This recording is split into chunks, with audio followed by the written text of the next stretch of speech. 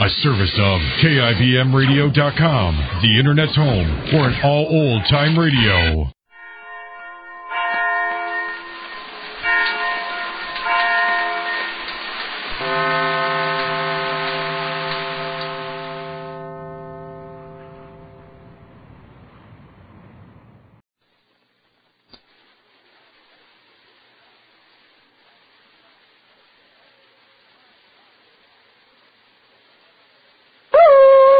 Is anybody? There she is. That's Molly Goldberg, folks. A woman with a place in every heart and a finger in every pie. And now the makers of New Does, that new kind of soap for everything right down your wash line, bring you another visit with those good folks, the Goldbergs.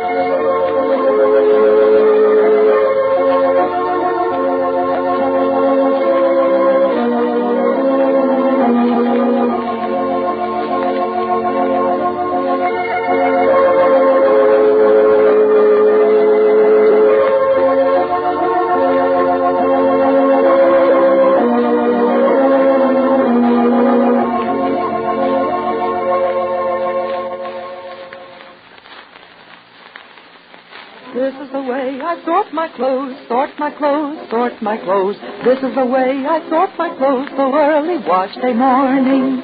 In the first pile go these grimy work shirts. And in the second pile go the streaky towels. And in the third pile go my rayon slips and fussy-colored washables. But now what worries me is how to wash all three. But, lady, listen, your wash day worries are over because here in my hand is a brand new kind of soap. And it's made to do all three kinds of wash. What? A soap for everything? Yes, it's Procter & Gamble's new Does, D-U-Z, and it does everything from grimy work shirts and streaky towels to your prettiest rayon undies. You mean I can use the same Does for those rayons and for those greasy work shirts, too? Sure. Does gets those work shirts just as clean as you please.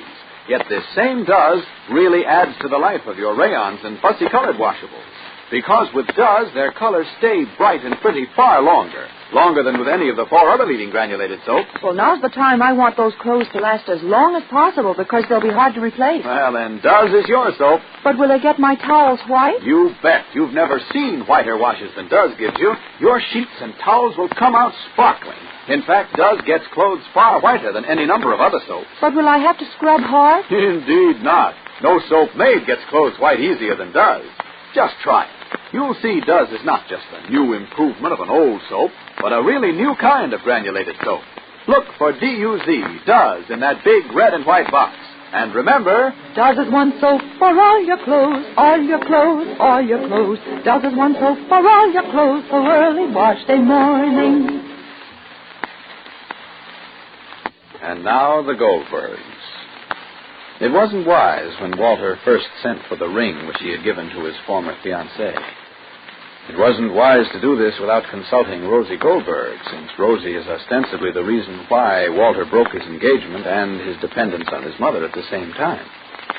But Walter needs money for his debts and for his expenses. Working in the mill doesn't pay the kind of money which Walter is used to having. So he did send for the ring. But the other girl, very slyly, sent it to Rosie instead. And at this moment, the ring is waiting in a registered Rosie Goldberg. And Emma. And Walter is in a terrific dilemma and facing an empty phone. Listen. A girl, very slyly, said.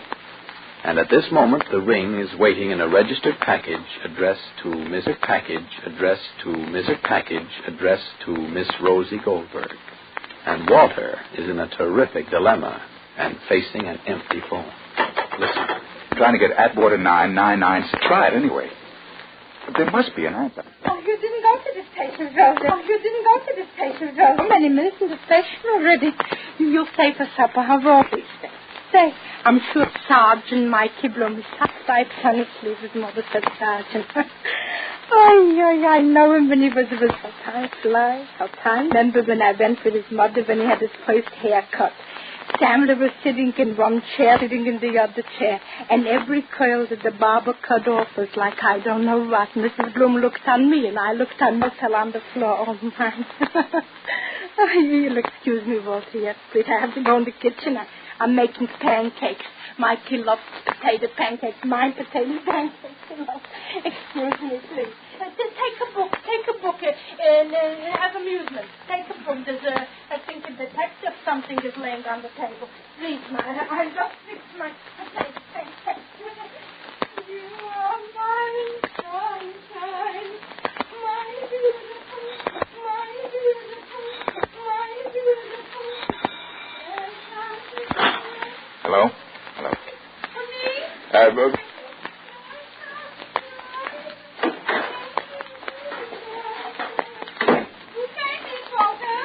Me, Mom. Hello, Walter. Hello. I have to talk to you, Sammy. Well, what is it? The family bringing the milk, bringing the milk to me. Oh, how many straws a day she gives? No. All right, darling, I'm going to store it in. All right. Well, be Just careful. put it over here. All right. Yes, yes? Thank you. That's all right, darling. Thank you very much. They should be home already from the station. I don't know why they're not home. Okay, Mom? Yes. All right. Beautiful. Well, what is it, Walter? Sammy, do you think I can get to the post office before it closes? We're making pancakes, Emily. Fine. Pancakes, Emily. Fine, Ma. Well, why do you have to go to the post office? Because there's a registered package for Rosie there, and she mustn't get it. What do you mean? Well, it's really from Norma. Norma sent it. Why should Norma send Rosie a package? Just to make trouble. What's in the package? The ring I gave Norma when we were engaged. I bet it makes plenty, huh, Emily? Do you like potato pancakes? Yes, I like them. You've got to help me to get that package before Rosie gets it. Send Rosie the ring. I asked Norma for the ring. I don't understand. Money to pay off my debts, and I thought that if I had the ring, I could get some money for it and straighten things out here. Well, you know I didn't have any money except what I earned at the mill, and that wasn't very much. I told you my parents had paid your debts. I didn't know that when I asked for the ring. I thought you were going to try to stand on your own feet. I thought that was the whole point of your break with your mother. I wonder why the train is so late. It could be here already. It'll come, Ma. I told you before, Walter, and I'm telling you again.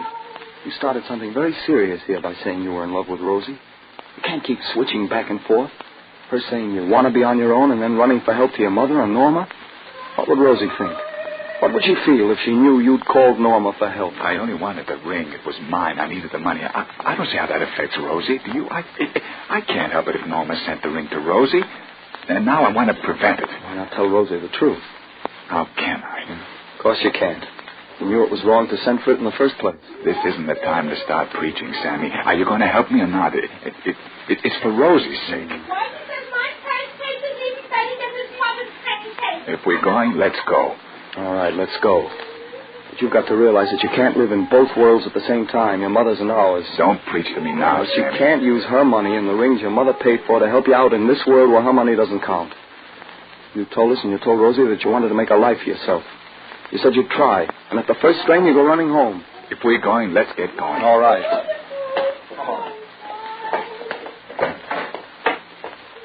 Okay, Rosalie, Mikey, and here's everything. Family? Family? There's something that's event. Family? Where are you going? Right back. Where are you going? Both of you coming back if you have to take it. And as Walter and Sammy hurry down the road to the post office, almost running under the avenue of maples and the heavy afternoon shadows, in town, Rosie and Mikey Bloom and Jake are walking back from the station. Well, Mikey, you always was a good-looking chap. But in a uniform? I'm handsome. You are. How is Mama, Mikey? She's fine. Will you pardon me a minute? I want to see if there's some mail for me. I'll Excuse go, me. Pa. No, never mind. It's all right. I'll go. Oh, Floyd. How's things? Gee, this is a nice little town. I love it. Now, you wouldn't think to look at you now that you were born on the sidewalks of New York. I was not.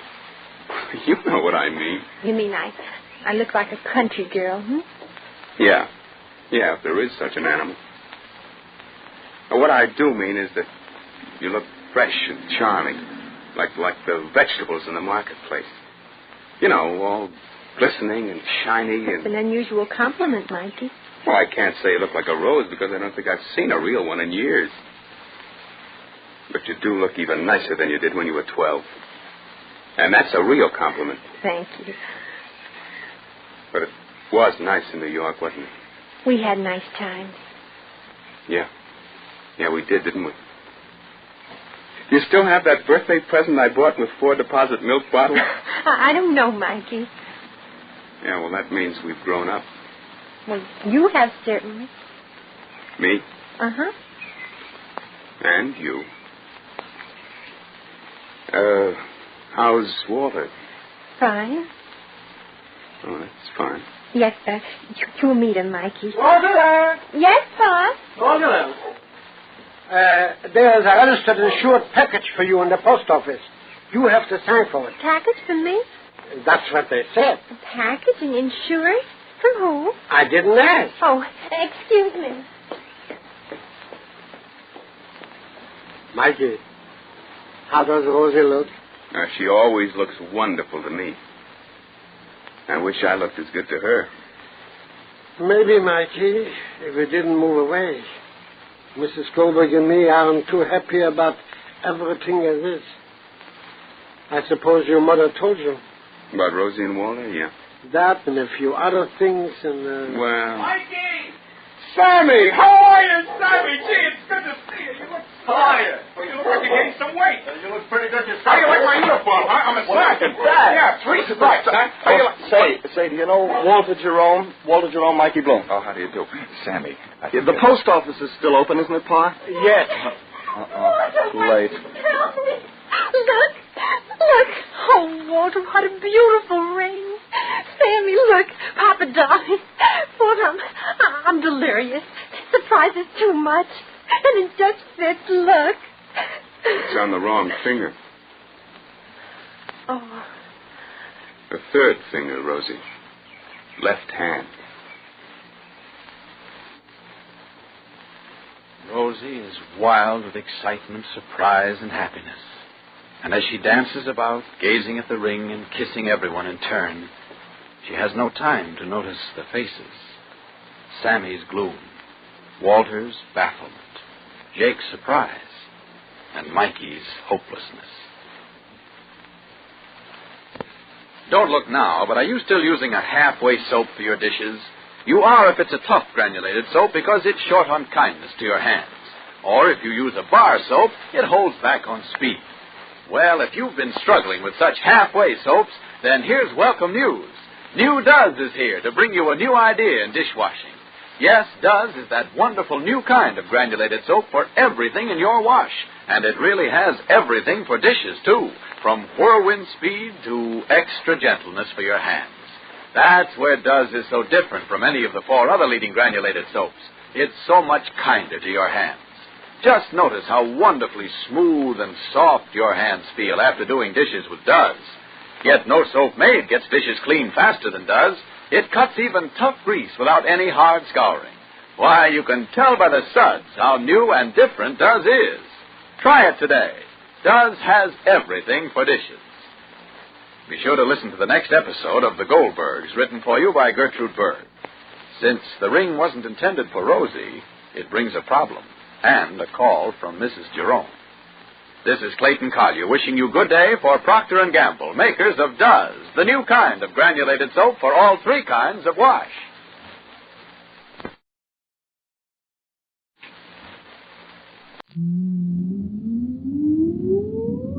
Countdown for blast off. X minus 5, 4, 3, 2, X minus 1, fire.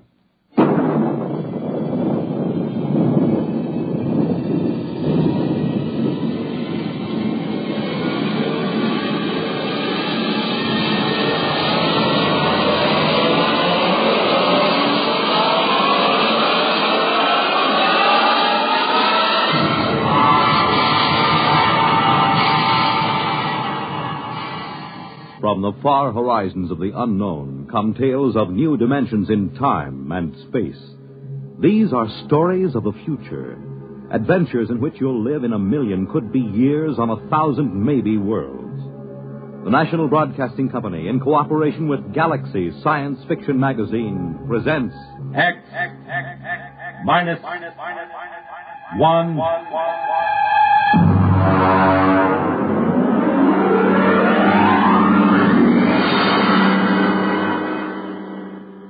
Tonight, Caretaker by James A. Schmitz.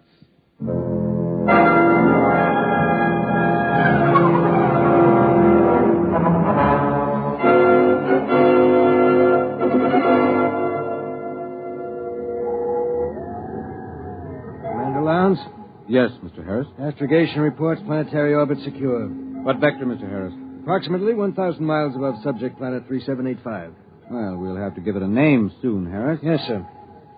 Engineering secured. Damage control parties working on the hull. Very well. Has Martyr touched down in the scout ship? Yes, sir. We have him on the tight beam. Give him to me on my screen. Yes, sir. Sparkman, put Martyr on the command screen. Exploration ship Titan calling ship 375. Come in. Scout 375 reporting. What's it like down there, Martyr? It's not much different from the scan report, sir. I'm at the head of a valley. It's green and it's scarlet. It's all swampy. And there's a big river threading through it. Harris, get me a pinpoint on Martyr's location. Aye, sir. There are mountains beyond. I can see Holman's house from here. Looks like a Swiss chalet standing over the lake. Have you made contact? Yes, sir. Boyce is over there now. How is he? Well, it's hard to say. Tell him we're recording the planet officially as Holman's planet. That might please him. No, I don't think so, sir. What? Boyce suggested that during our first visit with Holman today, he wants us to record it instead as, I'll spell it. Cresgyth, Cresgyth. What's that, local? Well, that's his phonetic interpretation of the name the people here use. Fair enough, if that's how he wants it. Anything to add on your present report? No, sir. I'll call you back after we've met his woman. His wife? Yes. I'm glad it was you and Boyce who found Holman. You're reliable men, you in particular. Martyr, I don't need to emphasize that Holman's discovery of what appears to be the first genuine human race ever encountered outside of Earth is of primary importance. Yes, sir. Boyce might be inclined to hurry through the diplomatic overtures. You'll be careful about that part of it, Martha. Yes, very careful, sir.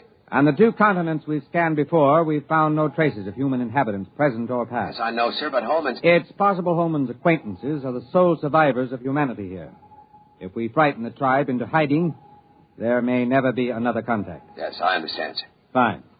Now then, what about these other creatures? What did Holman have to say about them? Well, in the 20 years he's been marooned in this valley, he's had only 3 or 4 actual encounters with them, sir. Rather violent encounters on his side. Apparently they learned to avoid him after that. They're called Zares. He seems to have an almost psychopathic hatred for them. That's not very surprising. We pulled up a scout drag a little while ago, bagged a couple of specimens. The description checks with Holman's description of the Zares, the worm-like, slimy, blue body with a set of arms, legs, and head. Out of the water, they seem to wear some kind of clothes, presumably to conserve body moisture. Yes, that's what he said. All right now, Martyr. I want you to continue according to the plan. And remember, be careful of Holman. He's been alone on this planet for 22 years. He deserves a lot from us. Yes, sir. But he hasn't been alone. He has his wife.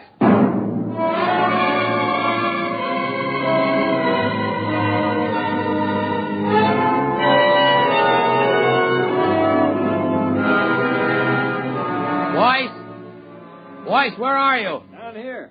I'm with Holman.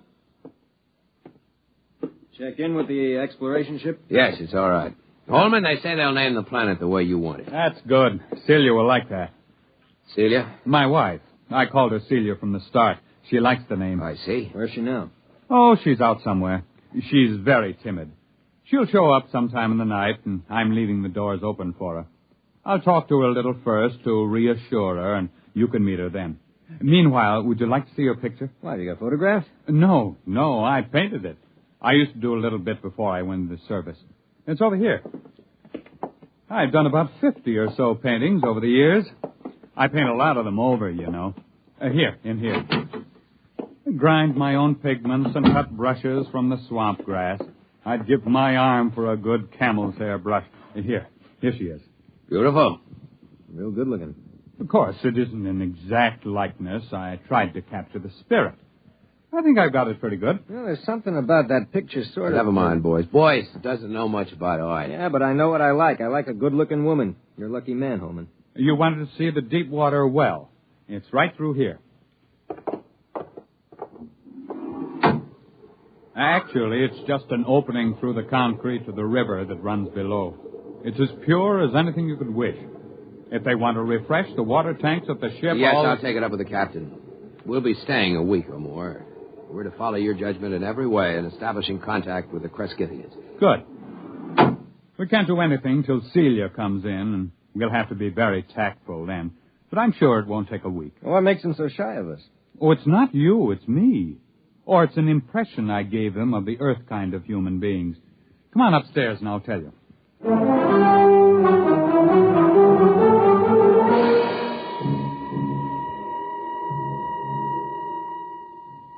Cigar? It's a local swamp grass. Is it safe? Oh, I've been smoking them for years. You were telling us about the native humans. Well, I've never asked Celia much about her people. There's some kind of very strong taboo that keeps her from talking about them. How'd you meet her? Well, our ship crashed into the valley originally. I was the only man left in the original crew of 4. Manning went insane 2 days before we made a planetfall and killed Nichols and Dawson. And so I killed Manning before he could wreck the ship completely. Have you got a light, Marta? Thanks, I'm all right. You see, it was unavoidable, but they never understood it, those people of Celia's. Well, how did they find out? I was unconscious for about a month and completely blind for 6 months afterward. Blind? Well, they got me out of the wreck and nursed me back to life. But as soon as I was out of danger, only Celia would stay with me. She and I were alone for weeks before I regained my sight. How did they know I killed the others? Well, they're sensitive in a number of ways, and there were those bodies in the ship.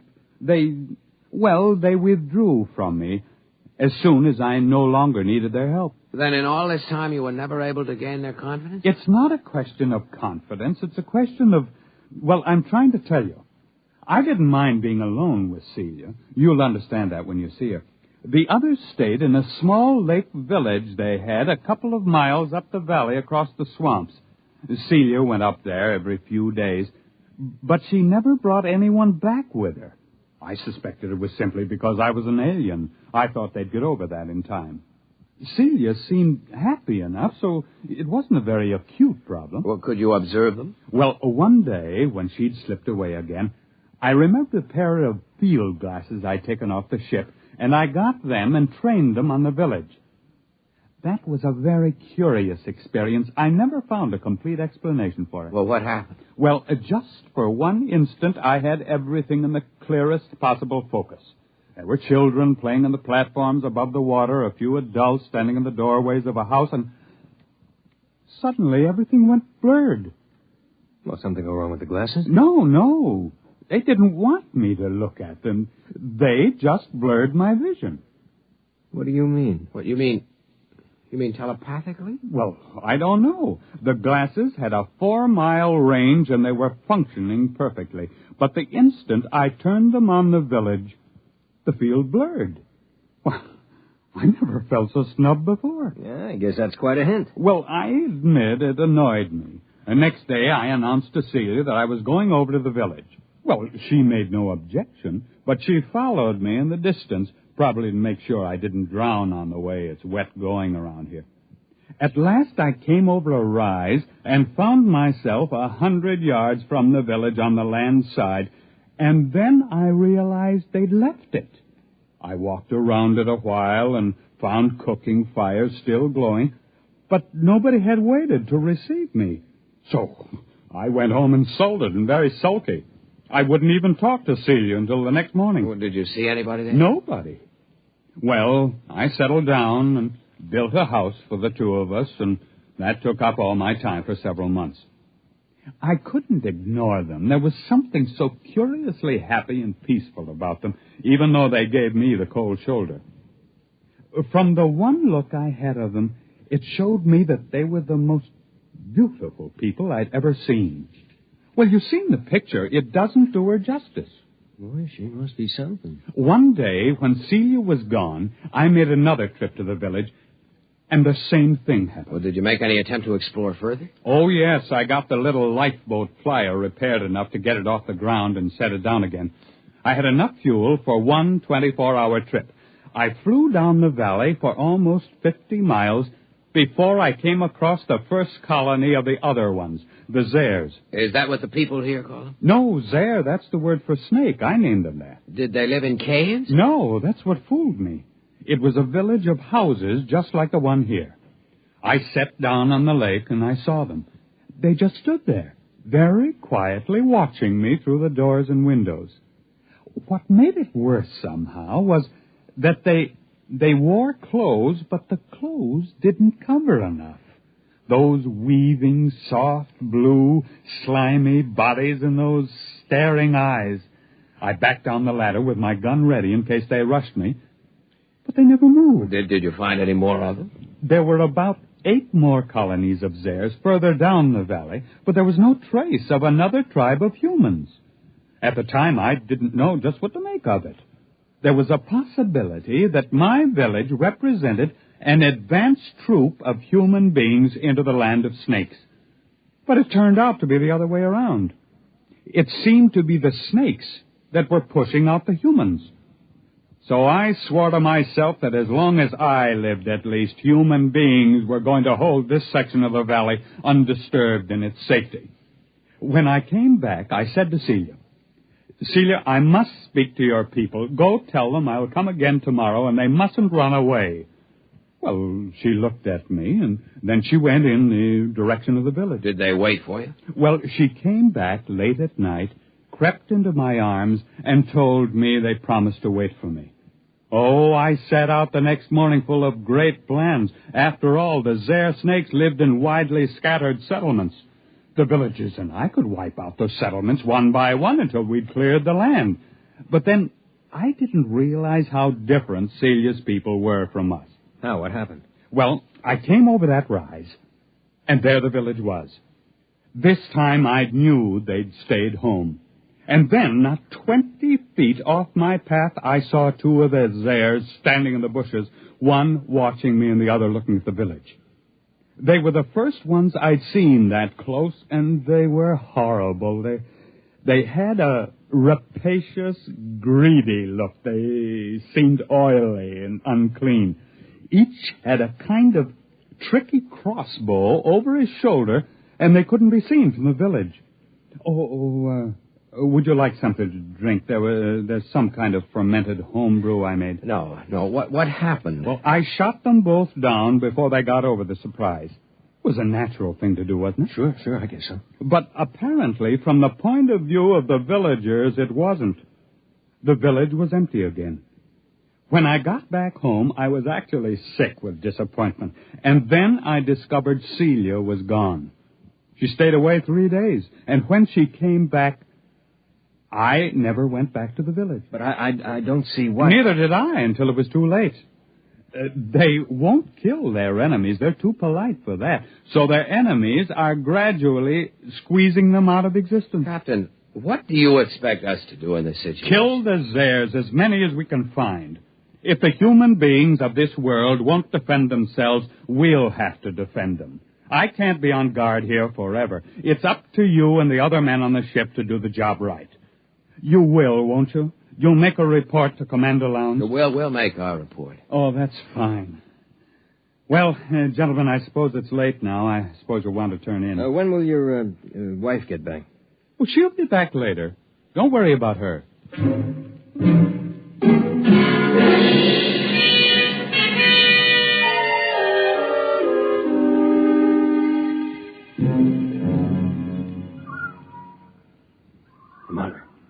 Marta, you awake? Why, what do you want? Listen. Why? Somebody moving in the house. Listen. Holman? No. Listen to those steps. Now, hear him? That's no man. Slow, dragging. Yeah, come on. Wait a minute. Sidearms. Right there, come on. Quiet's coming downstairs. Stop. Listen. Wait till I get the safety catch on. Look. No firing unless I tell you. Look, Marta, I'll take care of myself. Maybe it's one of those airs. I'd like to get a shot at them. Come on. Downstairs, all right. There's light. What's that? A missile gun. Holman had a number of obsolete weapons down there. Hurry up. Look out, there goes the light. I've got my torch. It came from the well room. Oh, it's the door. Stand back. Turn your light in there. It's Holman. They've got Holman. There it goes. Stand clear. I'll blast it. Wait a minute. Get out of the way. It's one of those dares. Give me a clear shot. Hold it. Can't get out of here while we've got the well covered. Now keep your blaster ready while I look at Holman. I hear it moving back there in the shadows. He's dead. Come on, make a break for it, you rotten, slimy snake. Come on. Shot through the head with his own gun. Who's that there, that snake? You got a good look at it? No, it jumped for the shadows. There it is. Marta, swing your torch around. I'll roast it with one blast. Listen, What? listen. Who's that? You who are his friends, will you listen to me? Who are you? He called me his wife. What? How'd she get in here? If that Zare gets a hold of her... Quiet. Don't move. I won't, Why did you kill him? but I thought you understood. You mean she killed him? It was that Zare, the snake. There are medical men who'd say he'd been insane for 20 years as he counted time. They would have forced him back into sanity. I could not bear the thought he should suffer that. Suffer what? Are you all fools? He was a fool, though I loved him. He could not see beyond the shape of things. So here among us, he saw shapes he could bear to see. And those moments when sanity came to him and he saw what was really there, then he killed. Are you all like that? What's she talking about? Is the snake there with her? Go upstairs, boys. Wait for me outside. You gonna kill that snake? Yes, I'll kill the snake. All right, take my blast now. Be careful. Get between the eyes, Marta. Roast that Zare to a crisp. Now, go on outside. Are you still there? Yes. Is there any way you can get out? I can leave by the river that flows under the well if you do not shoot at me. I won't shoot at you. May I take his body? Yes. And you will all leave with your ship? I loved him, although my people thought it strange, almost beyond their tolerance. They are foolish, too, yet not as foolish as you are. They saw what was in his mind, and not beyond that, and so they were afraid of him. But he is dead now, and there is nothing that your people and mine could share. We are too different.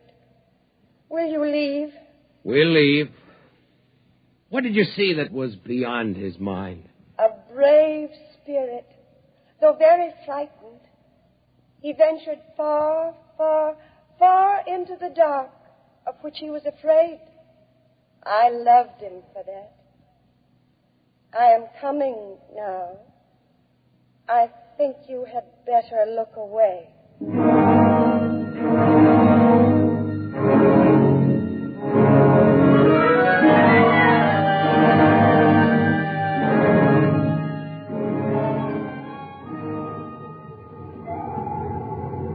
Marta. Yes, sir. I've just been down to sick bay. Boyce is all right. He's in shock. Well, I gave him a shot of sedative on my way up here. Oh, the medics say he'll be all right. They're giving him a reconstructive psychotherapy fix. He won't remember much of it. If you had looked squarely at that thing, we might have had to give you the same treatment. Our pickled specimens of the Zare are pretty hideous. I suppose it's all the way you look at it. Yes, I suppose so. Holman had his own way of looking at it. Selective, hysterical blindness maintained for 22 years, with his own type of artistic hallucinations thrown in. I can't help wishing it hadn't happened to Holman. He didn't maintain it throughout. When he was hallucinating, he saw them as beautiful. He saw her as beautiful. But when he saw them clearly, the way they really were, he killed them. Who wouldn't? I almost feel like getting out of space and staying out for good. Well, it's time to file a report and wrap up. What are you reporting? That Holman died here quite peacefully about a year before we found him, leaving a diary of inspiring courage and devotion to space exploration behind him. We'll have time enough to work up the diary. That should keep everybody happy. All secure, sir. Shall I close down the ports? Just a minute. Marta, look down there. The whole galaxy. Do you think there actually are people out there somewhere? I hope so. Do you think we'll ever find them? I don't know. They've never found us.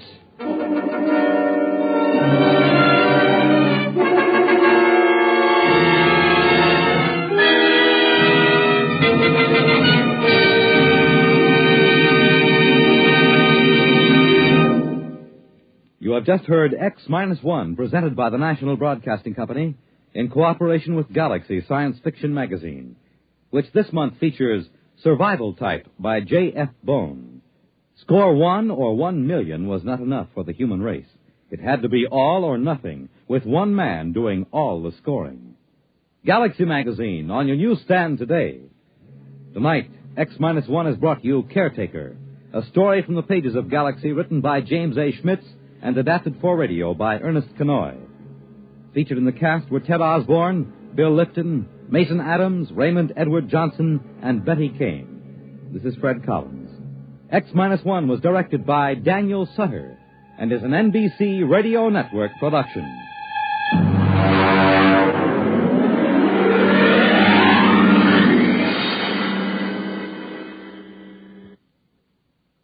Polio is not over yet. A total of $46,900,000 is needed to continue the fight against this crippling disease. Thousands of polio victims are depending on you. Help finish the polio fight. Join the 1957 March of Dimes. The World on a New Hotline. Listen for news on the hour and the exciting hotline service all day, every day on most of these stations.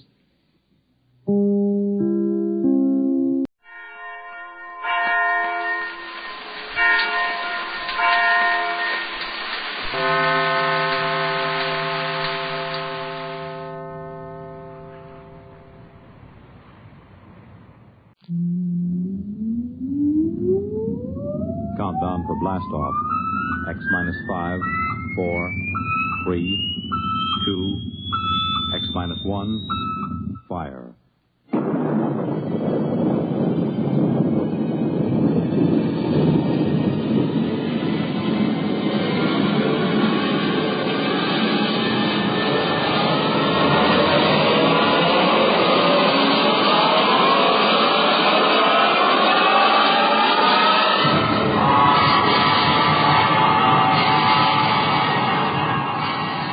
From the far horizons of the unknown come tales of new dimensions in time and space. These are stories of the future, adventures in which you'll live in a million, could be years, on 1,000 maybe worlds. The National Broadcasting Company, in cooperation with Galaxy Science Fiction Magazine, presents X-1.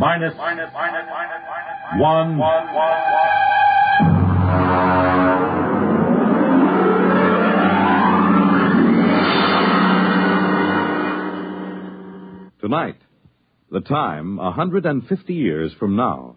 The place, a luxury spaceship en route to Venus. The story, Venus is a Man's World, by William Tenn.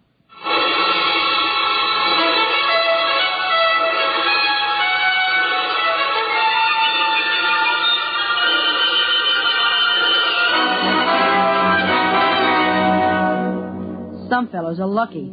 They have brothers, but not me. I have nothing but sisters. Two of them, Carrie and Evelyn. Sometimes Carrie isn't too bad, for a girl, I mean. But Evelyn, boy, she's hopeless.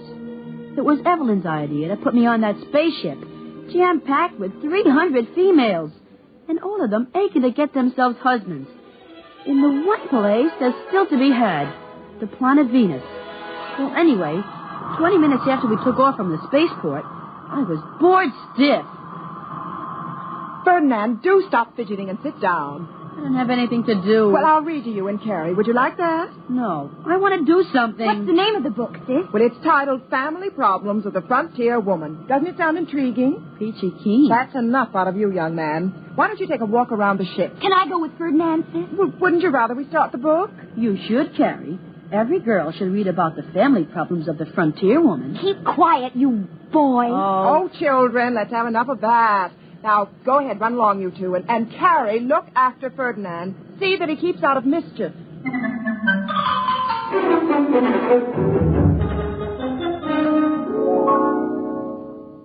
Gee, this is one big ship, isn't it? Uh-huh. I sort of wish we were on a cargo ship instead of this liner. Why? This is super. On a cargo ship, we could go climbing from deck to deck on a ladder. We could even go to the bridge or the forecastle and talk with the crew. That's silly. Why would anyone want to do that? Because ship's crews are men. Only because we women are too busy with important things like government to run ships. Says you. Hey, what are you looking at? The sign. In the event of disaster affecting the oxygen content of the companionway, break glass with hammer upon wall. Remove spacesuit and proceed to don it. Boy, I hope we have that kind of a disaster. I sure would like to get into one of those. Oh, you're silly. Hey, let's go exploring down this way. I see some portholes. And I see a sign that says, "Notice, passengers are not permitted past this point." Come on, there's no one around. And besides, I'm not really a passenger. Ferdinand, you say you're not really a passenger. Well, what do you mean? You have to be a citizen of a planet in order to get a passport, right? I'm not sure. Well, I'm telling you. Ever since they passed that Maley Suffrage Act, only women can be Earth citizens. You and Evelyn are passengers, all right. But me, I'm just a male dependent.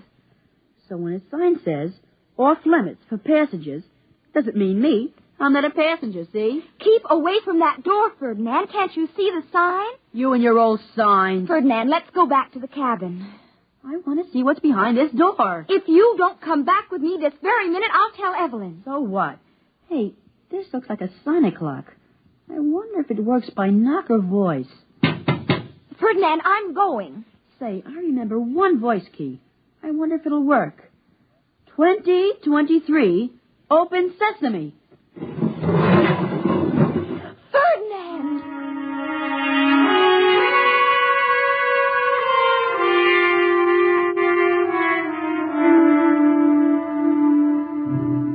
Out of all the million possible combinations, I hit it just right.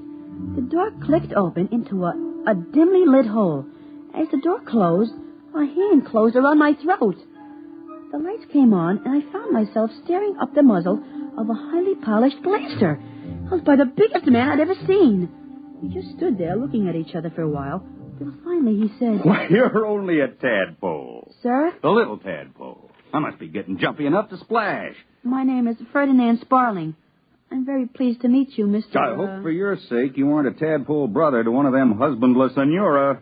Husbandless what? Senora, herd of females looking a nest. I come from Flatway, folks. You're a Venusian? Yep. What part of Earth are you from? And what are you doing on a spaceship to Venus? You know, the 3 out of 4. How's that? The 3 out of 4. No more than 3 women out of every 4 on Earth can expect to find husbands. Not enough men to go around, with the Third Atomic War and all. Why, back in the 20th century, some of our best men went to the planets. My sister Evelyn says that by now, most of the men on Earth aren't even worth marrying. That's for sure. Those busybody Senora took care of that. Earth, what a place. I had a belly full. Why did you come in the first place? I came looking for a wife. Women are pretty scarce on Venus. I heard that there was a surplus of them on Earth. I can't understand why any man would even want to marry a woman. How old are you, Tadpole? 13, almost 14. Well, that explains a lot of things, Tadpole. It doesn't explain why you're heading back to Venus. Because I was in trouble the minute I landed on that woman's world. I didn't know I had to register at a government-operated hotel for transient males. Imagine, they told me a man couldn't say anything in court. All talking was done by female attorneys to a female judge. But I told him off. I told him where I come from, a man spoke his piece when he had a mind to, and his woman walked by his side. Well, what happened? Oh, I was found guilty of this and contempt of that. But I wasn't going to serve all those fancy little prison sentences, so I broke out and stowed away. You mean that you're breaking the law right now? Sure, aren't you? Oh, I guess so. I'm also a man outside the law. We're in this together. Shake, Ferdinand. Ferdinand? That's not a right label for a sprouting tadpole. I'll call you Ford. My name's Butt. Butt Lee Brown. Is Butt a nickname like Ford? Yeah, short for Alberta. But I haven't found a man who can draw a blaster fast enough to call me that. You see, Pop came over in the 80s with the first wave of immigrants from Ontario.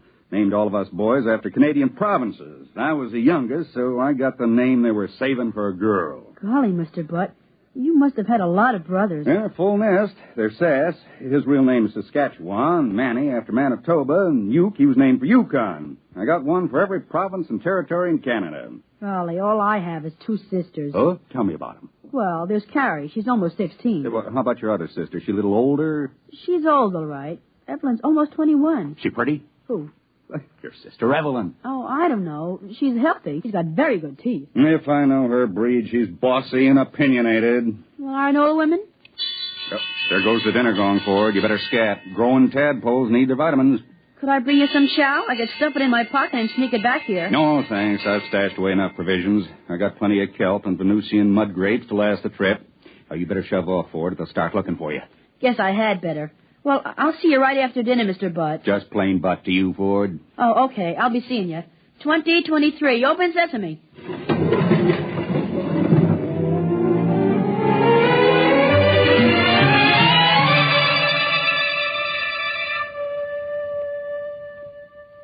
Ferdinand, please be seated. I want to talk with you. Now? They just rang the dinner gong. I am aware of that. Now, where have you been? Around. I demand a straight answer. Where have you been, Ferdinand? I told you, sis, around. And don't call me Ferdinand. Call me Ford. That's what Butt calls me. Butt? Who is Butt? Oh, nobody. I just made it up. Ferdinand? I can't tell you. I can't. You must. Well, you promise you won't turn him in. Well, Butt's my friend. He's a Venusian. He's going home. Aboard our ship, the Eleanor Roosevelt? Ferdinand, don't you realize you've been consorting with a stowaway, a criminal? What sort of antisocial ideas has this warmongering masculinist been putting into your head? Butt's a nice guy. He asked about you. Oh, indeed. I told him you had very good teeth. Really? Well, take me to this man. I will if you promise not to turn him in. No, I promise.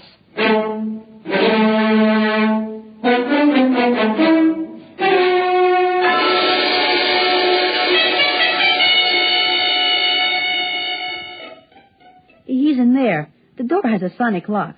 I know the combination. Watch. 2023. Open sesame. Oh, it's so dark in there. But, hey, Butt, I brought along my sister Evelyn. She'd like to meet you. It's all right. Put on the lights. Oh. An honor, Miss Sparling. Please come right in. First, Mr. Butt, I want... Brown. Butley Brown. First, Mr. Brown, you realize that you are committing two crimes.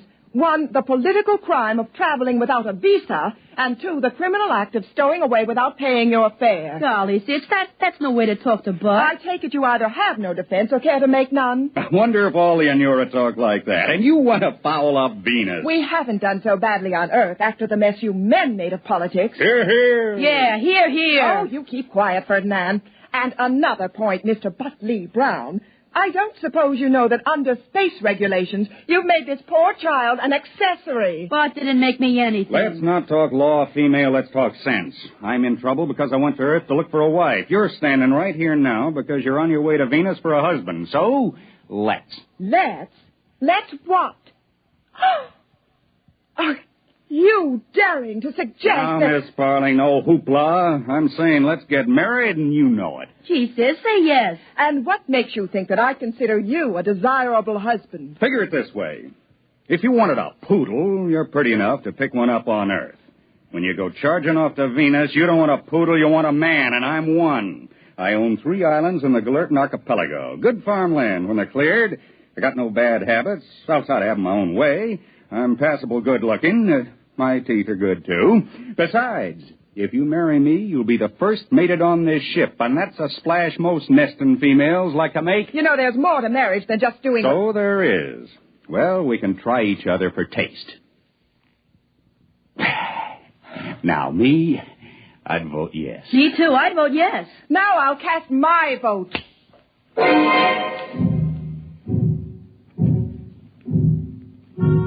Well, you guessed it. She broke her promise. I suppose the kiss did it. She put it a stowaway to the captain, and he sent the detail from the ship's crew to haul Butt off to the brig. Well, later that afternoon, all the passengers, 300 females and me, gathered in the lounge for the hearing. It's all on account of you. Shush. Don't shush me. You promised you wouldn't get Butt into trouble. And you snitch. Shush. The captain is rapping for quiet. By authority vested in me under the Pomona College Treaty, the stowaway, a Venusian, Butley Brown, will be tried for violation of Articles 16 to 21 inclusive of the Space Transport Code. Purser, bring in the prisoner. Ladies! Those cheap extroverts, and they call themselves responsible. Ladies! Dear ladies! Thank you, ladies.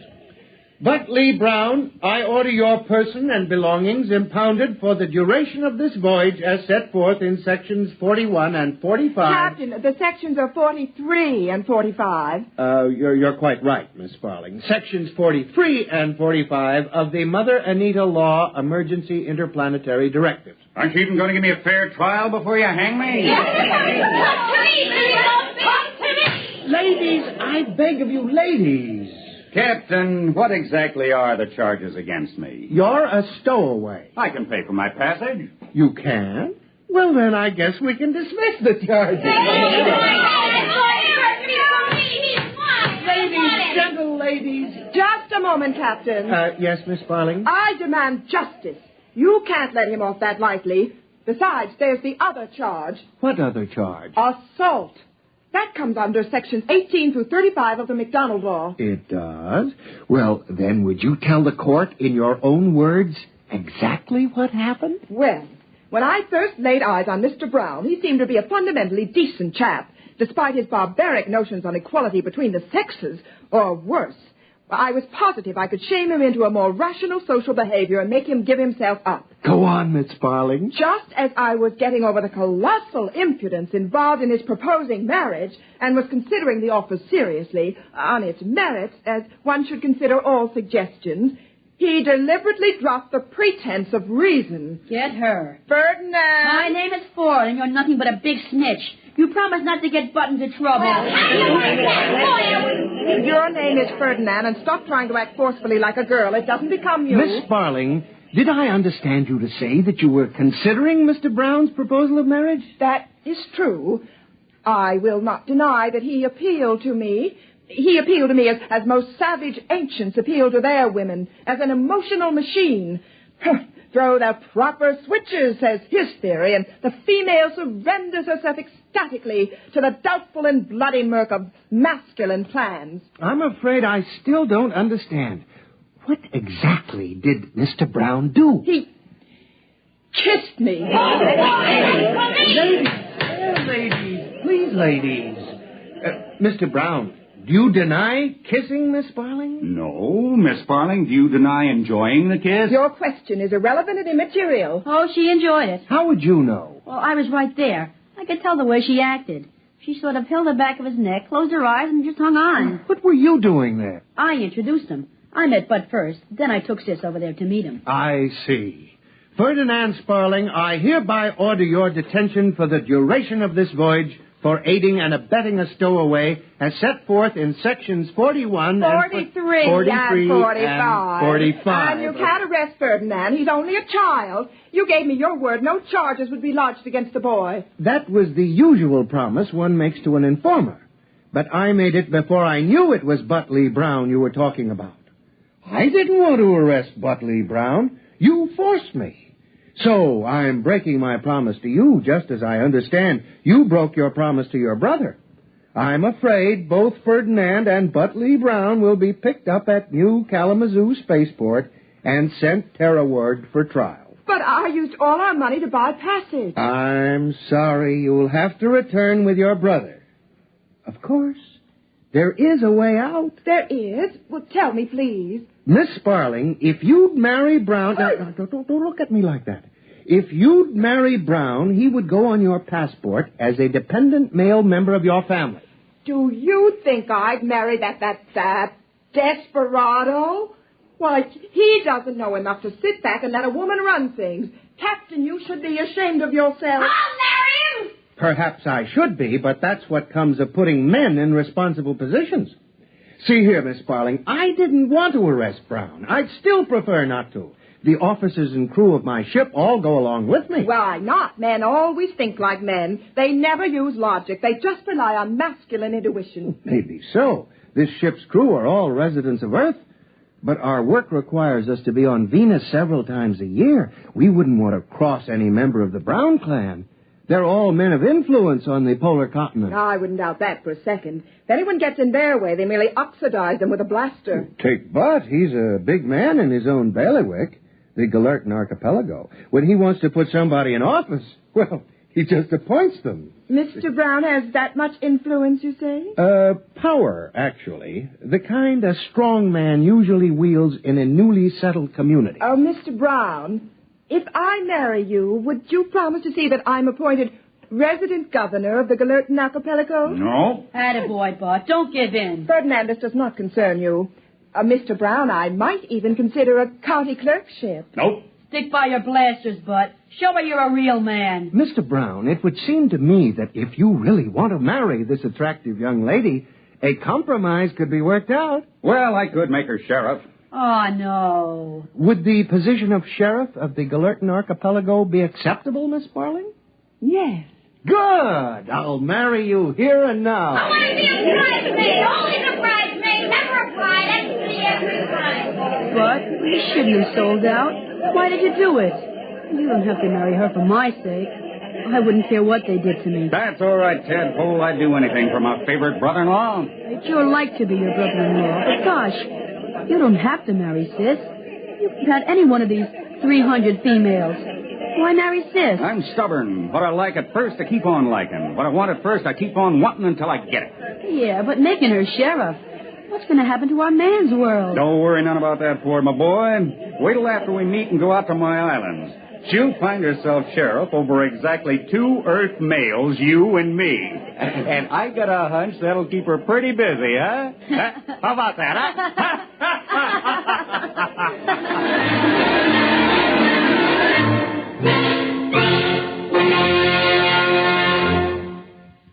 You have just heard X-1, presented by the National Broadcasting Company in cooperation with Galaxy Science Fiction Magazine, which this month features An Eye for a What?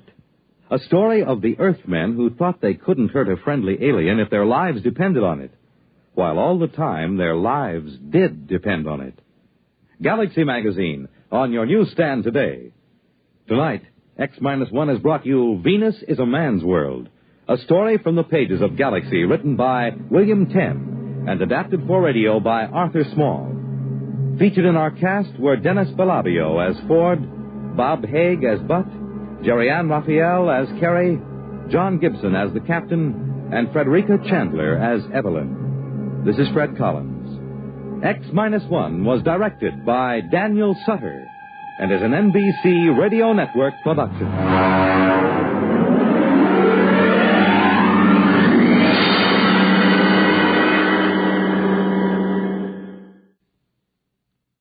Next week, X-1 presents Trap by Finn O'Donovan.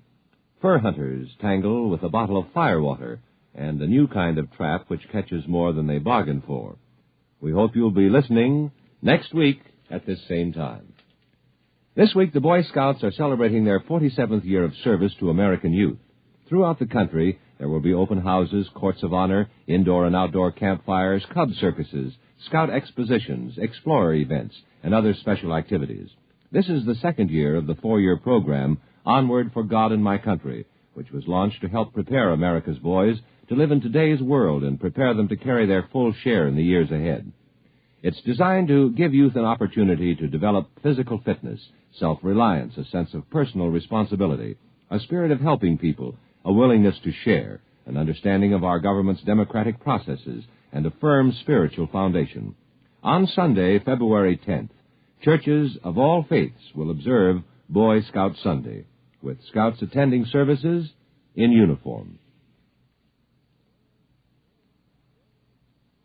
The world on a new hotline. Listen for news on the hour and the exciting hotline service all day, every day, on most of these stations.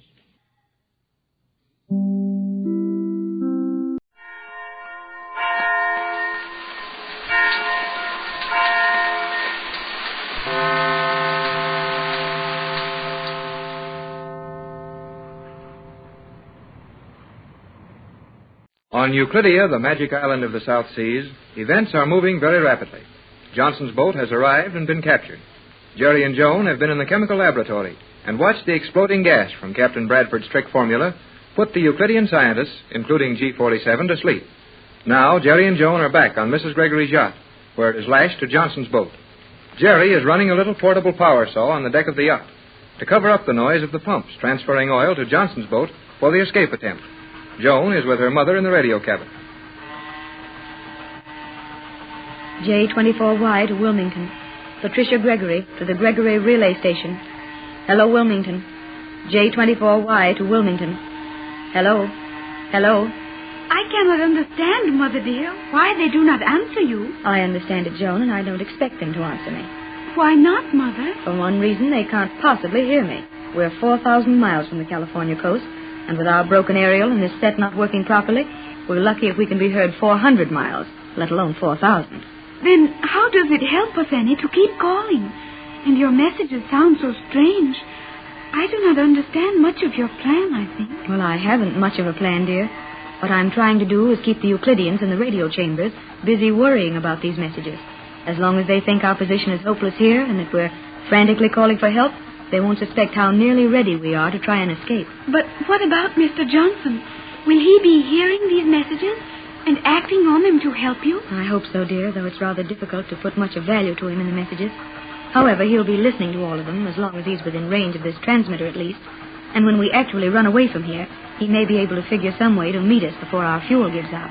I'm so afraid, Mother dear, that these Euclideans will discover you have cut holes in the two boats and are transferring the oil from this yacht to Johnson's cruiser. They may not. Jerry's making a very convincing job of sewing on that mast out there. The noise will cover the sound of the pumps are making, and unless some of the Euclideans actually swim in between the boats, as you and Jerry did, I don't think they'll see the holes. They're so near the waterline. I would like to go out on the deck and see what is happening now. You'd better not, dear. Jerry and the captain will be busy trying to answer the questions of that Euclidean guard. You'd only add to the confusion if you went out there.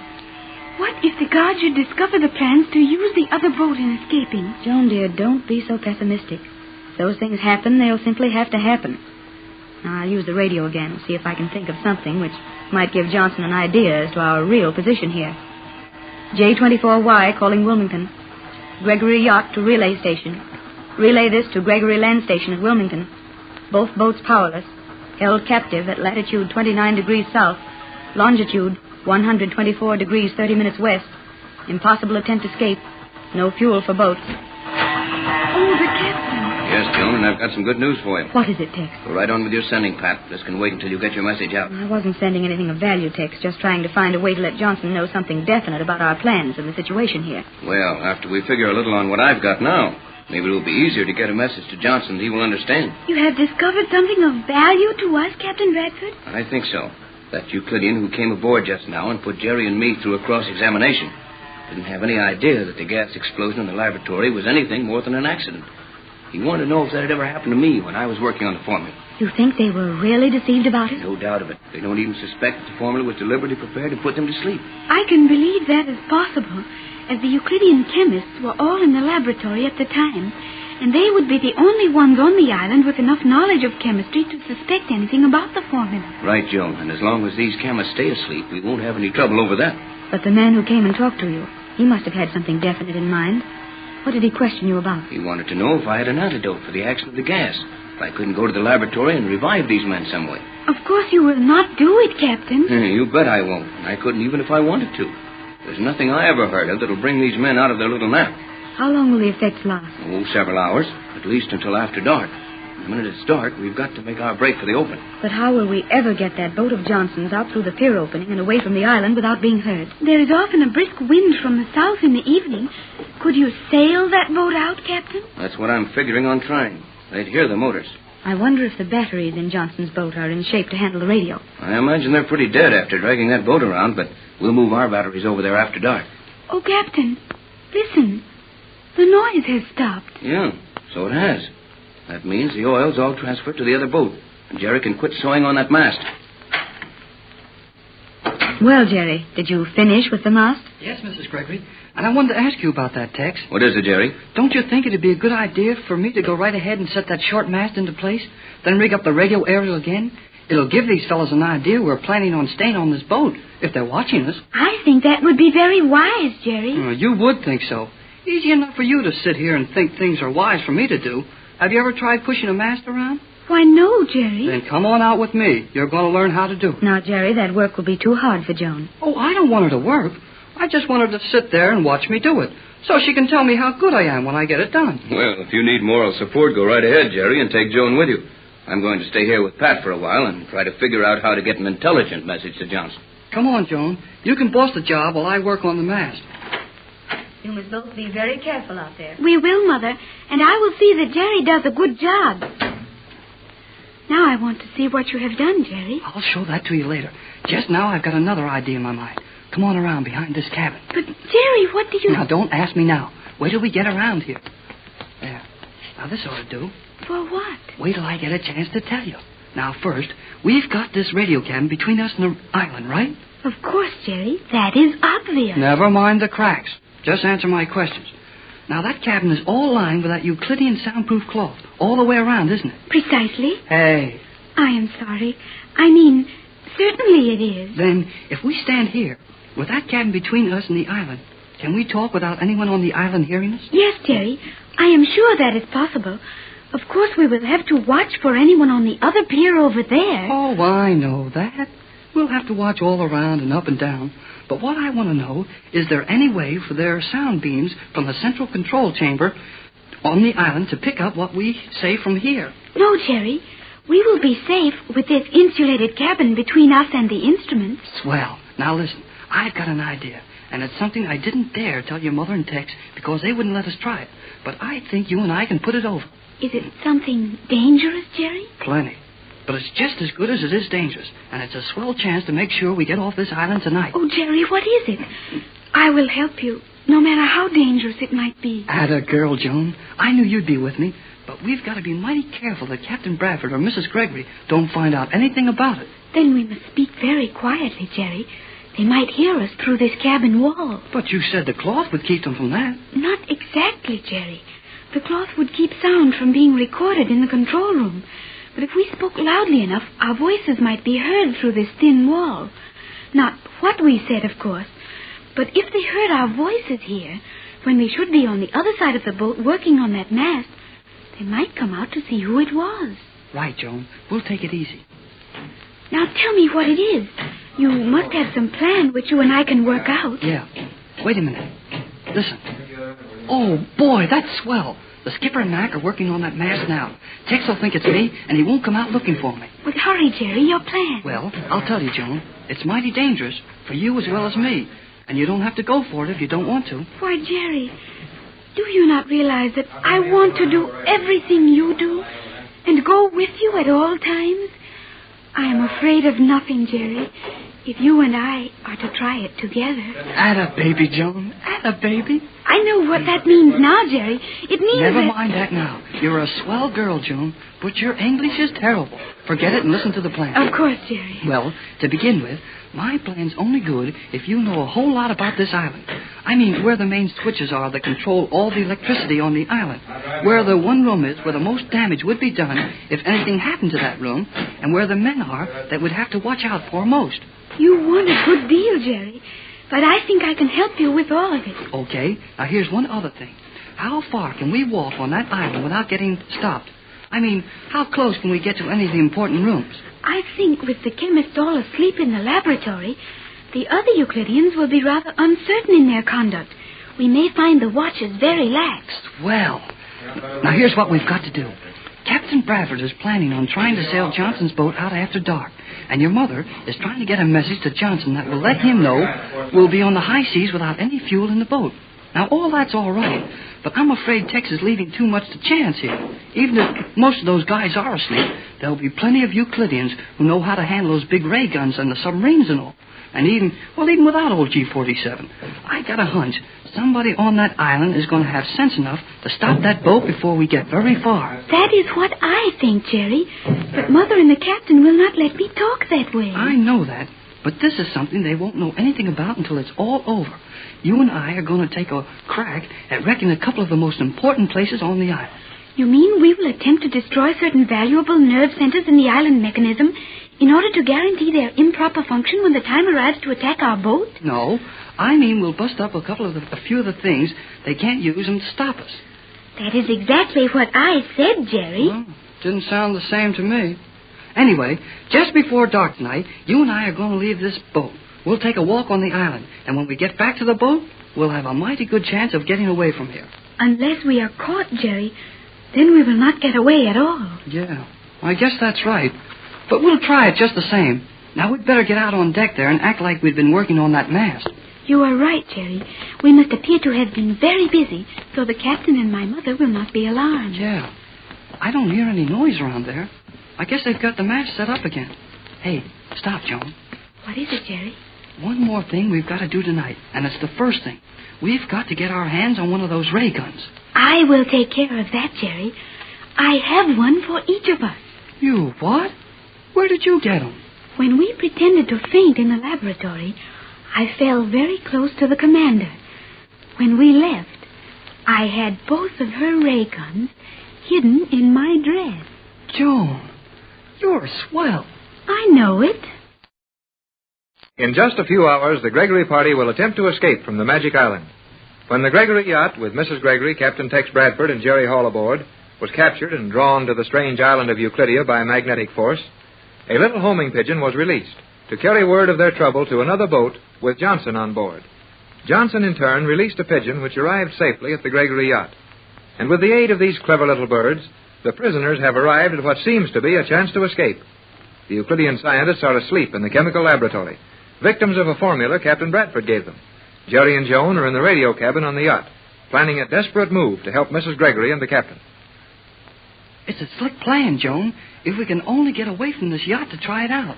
I think if you leave that to me, Jerry, I will be able to give Mother and the captain a plausible excuse for our sudden desire to return to the island. Well, if you can, with these two ray guns you swiped from the commander, we've got a chance to put it over.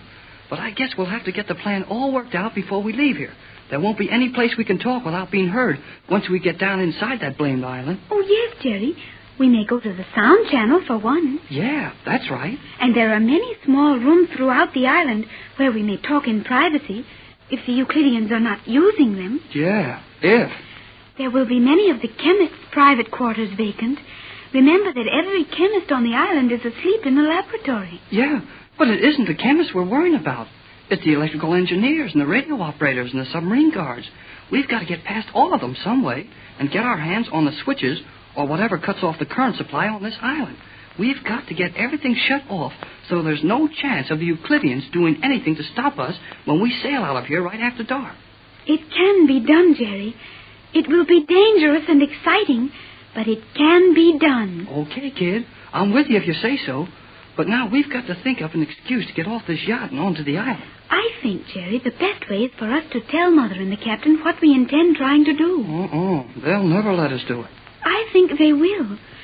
Captain Bradford will realize that our only hope is to render the island as nearly powerless as possible, and he will see instantly that you and I can move about in the island with greater freedom and less suspicion than would be allowed him. It might work. We'll ask them anyhow. But remember this, if they say no, we'll find a way to go just the same. Agreed, Jerry. We will, what you say, extract a rapid one. You mean pull a fast one? Exactly. Ah, you're talking, Joan. Oh, here are Mother and the captain. Don't spring it up too soon now. What's that, Jerry? You and Joan going to spring something on us? Oh, maybe. You know, after a while. Joan, dear, you and Jerry both look very guilty about something. You haven't been getting into trouble, have you? Oh, no, Mother. We merely have a little something to tell you and the captain after a few minutes. Well, I guess the mystery will keep. Just now I've got to get a message to Johnson, and I've got to get it to him quick. You see, Jerry, Tex has run a wire through the holes in the sides of these boats and connected our transmitter to the aerial in the other boat. Oh, swell, Tex. That ought to help a lot. Yes, it will, but the batteries are nearly dead. I'm afraid to run the motors anymore for fear someone on the island will suspect something. I think it is very dangerous, Captain, to try getting a message to Johnson. These Euclideans will surely understand what you are trying to do. Don't you think, dear, that they were deceived about Johnson? That they believe Johnson came in here aboard his boat, don't they? They do now, but it would take only a little suggestion to make them realize they had been tricked. Hey, hold everything. I got an idea. What is it, kid? Well, it's pretty sure these Euclidean guys believe that McLeod is Johnson, all right? Yes, Jerry. They believe that, as they had only heard his voice over the radio. Then why not get Mac in here now? Let him send a message to Johnson, and that might help the idea along. I'm afraid of that, Jerry. Why, Pat? Because they'd surely recognize the different voice when they heard it over the radio. Just now they believe Mac is Johnson because he's only spoken briefly to G47, pretended to have a sore throat then. But if he were to attempt to send a message... No, I think it'd do more harm than good. You're right, Pat. I'm sorry. Guess my idea wasn't so hot. Never mind, Jerry. You will get another one someday. Hey, I get 'em all the time. Now, you two stop quarreling and give us a chance to send a message. Perhaps you'd better do it, Tex. You can work the initial code into it without writing it down. I'd have to scribble it out first. Right. I'll see what I can do. Now, you can check this for me, Jerry. Mm-hmm. Copy what I sent. Then we'll see if I hit the code accurately and all enough for Johnson to decipher it. I'm afraid if I write it out, it'll sound so cut and dried anyone would know what I'm trying to do. I'm ready. Go to it. May I copy it also, Captain? Sure, Joan, but you may find it a little fast when you're not used to it. I will try and keep up with you. Quiet now. Let Tex get his message over. Wait a minute. I'm sorry to butt in, and I know that message is important. But I've got to say just one more thing. All right, Jerry, but time's worth money now. I know it, but I think you'll see where this is worth the time. Now, wouldn't it be better if you could get that message out without the Euclideans being able to intercept it? I mean, even if they could hear it, wouldn't it be better to know it was at least getting past the edge of the island? Of course, Jerry, but that's impossible. All we can hope for is to get enough of the message outside the magnetic ring to do some good before they realize its value and stop our beam. But suppose your beam is being stopped at all times. Then the Euclideans have your message. They may take their time in deciphering it, but long before dark, before you are ready to attempt the escape, they will know your plans and be ready to spoil them. I know all that, Joan, but we've got to take the chance. Oh, no, you don't, Tex. Look, if you let Joan and I try something... That is right, Jerry. I feel this is the time to tell them. Tell us what? Have you two a plan of real value? We think it is, but you've got to let us tell you the whole thing before you say no. Well, get on with it, son. If it sounds possible, we'll let you try it anyhow. There, Jerry, you see? Now tell them about it. Well, Joan and I figured we could get around a lot of places on the island easier than you two, because the Euclideans think Tex has got all the sense in this outfit. Go on, Jerry. And the first thing we need right now is to be sure of two things. First, that we can get a message to that boat Johnson's on and let him know we're going to make a break for it. Right so far. And also, we must make sure that no one on this island will be in a position to stop us when we take the boat out after dark tonight. Well, of course, those things would be nice. It's rather foolish to talk about arranging it so easily. Yes, I'm afraid you've taken on too big an order, Jerry. Oh, no, sir, we haven't. Now, listen carefully to this. Joan knows a lot of the rooms in the island where we can talk without being heard on the rest of the island. And if we can make our way from one of these rooms to the other and take over control of each section we pass through, we can finally get the main control rooms and shut off all the electricity on the island. Then they can't make a move. And we can get our radio messages out first, then fix it so the boat can sail, and no one will ever know it till it's too late to stop us. Why, Jerry, that's madness. You and Joan will most certainly do no such thing. Not while I know it. Why, you kids wouldn't have a chance. I think we would have a very good chance, Captain. Oh, sure, Tex. Let us try it. Please. We can put it over. Please. No, Tex, I won't permit it. Neither will I. Why, you kids would just be getting started when one of those Euclideans would turn a ray gun on you. And when you woke up, you'd be prisoners in one of their submarine cells. Our escape would be hopeless, as we certainly wouldn't leave without you. But what if Jerry and I were using the ray guns ourselves, and were very careful to let no one see us? What then? Well, of course you might have a chance then, but where would you get the ray guns? I have 2 of them. Joan, you what? You've got 2 of those things? Sure she has. And they're the 5-minute kind. The 300-second ray, the Euclideans call them. But how did you get them, dear? I thought the Euclideans guarded those guns with their lives. When Jerry and I were in the laboratory and the gas fumes from the captain's formula put all the Euclideans to sleep, Jerry and I fell as if we were also overcome. And I took care to fall near the commander, almost on her, in fact. And when the others were all asleep and Jerry and I stood up to run out, I had both of the commander's ray guns hidden in my dress. Joan, that's one of the finest things I ever heard of. Joan, dear, your mother's so proud of you. Didn't I tell you she was slick?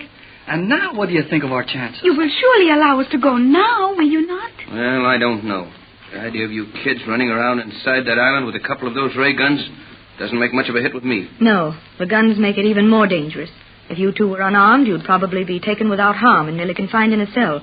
But with those things, you'd take chances and deliberately run into danger. No, I don't like it. Oh, but gee, Mrs. Gregory, if Joan and I did all right about getting ourselves into that laboratory and out again, and if Joan's clever enough to get those guns, we ought to have a chance to show what we can do. Yes, Mother. Jerry and I are quite capable of taking care of ourselves.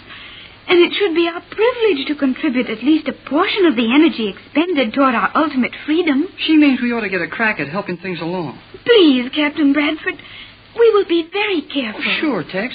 Joan and I will watch every move, and before we get caught, we'll run right back to you. How's that? Well, Pat, You'd let them go if I would, wouldn't you, Tex? Yes, dear, that's a big chance for them.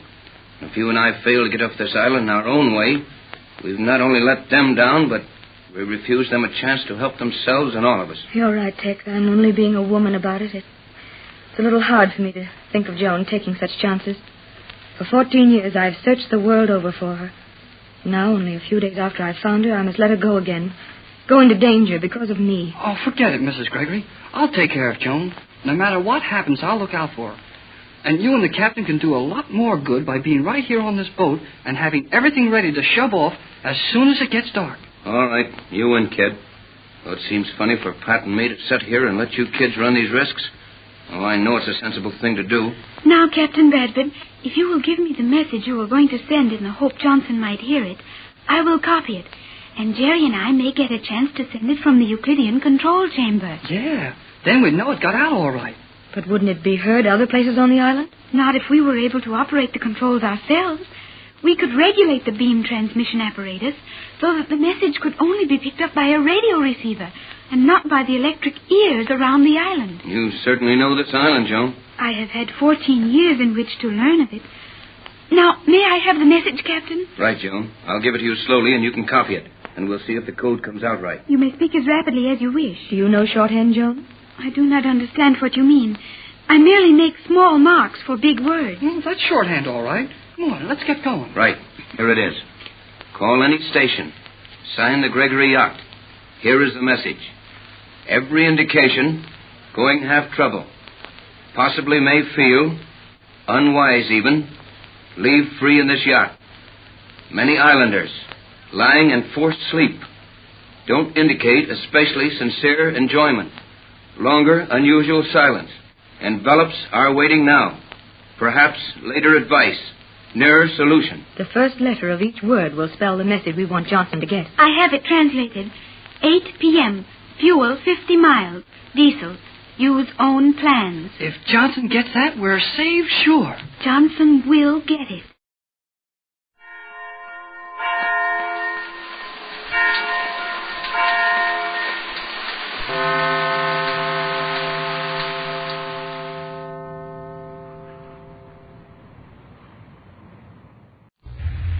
Kellogg's Pep, the super delicious cereal, presents The Adventures of Superman.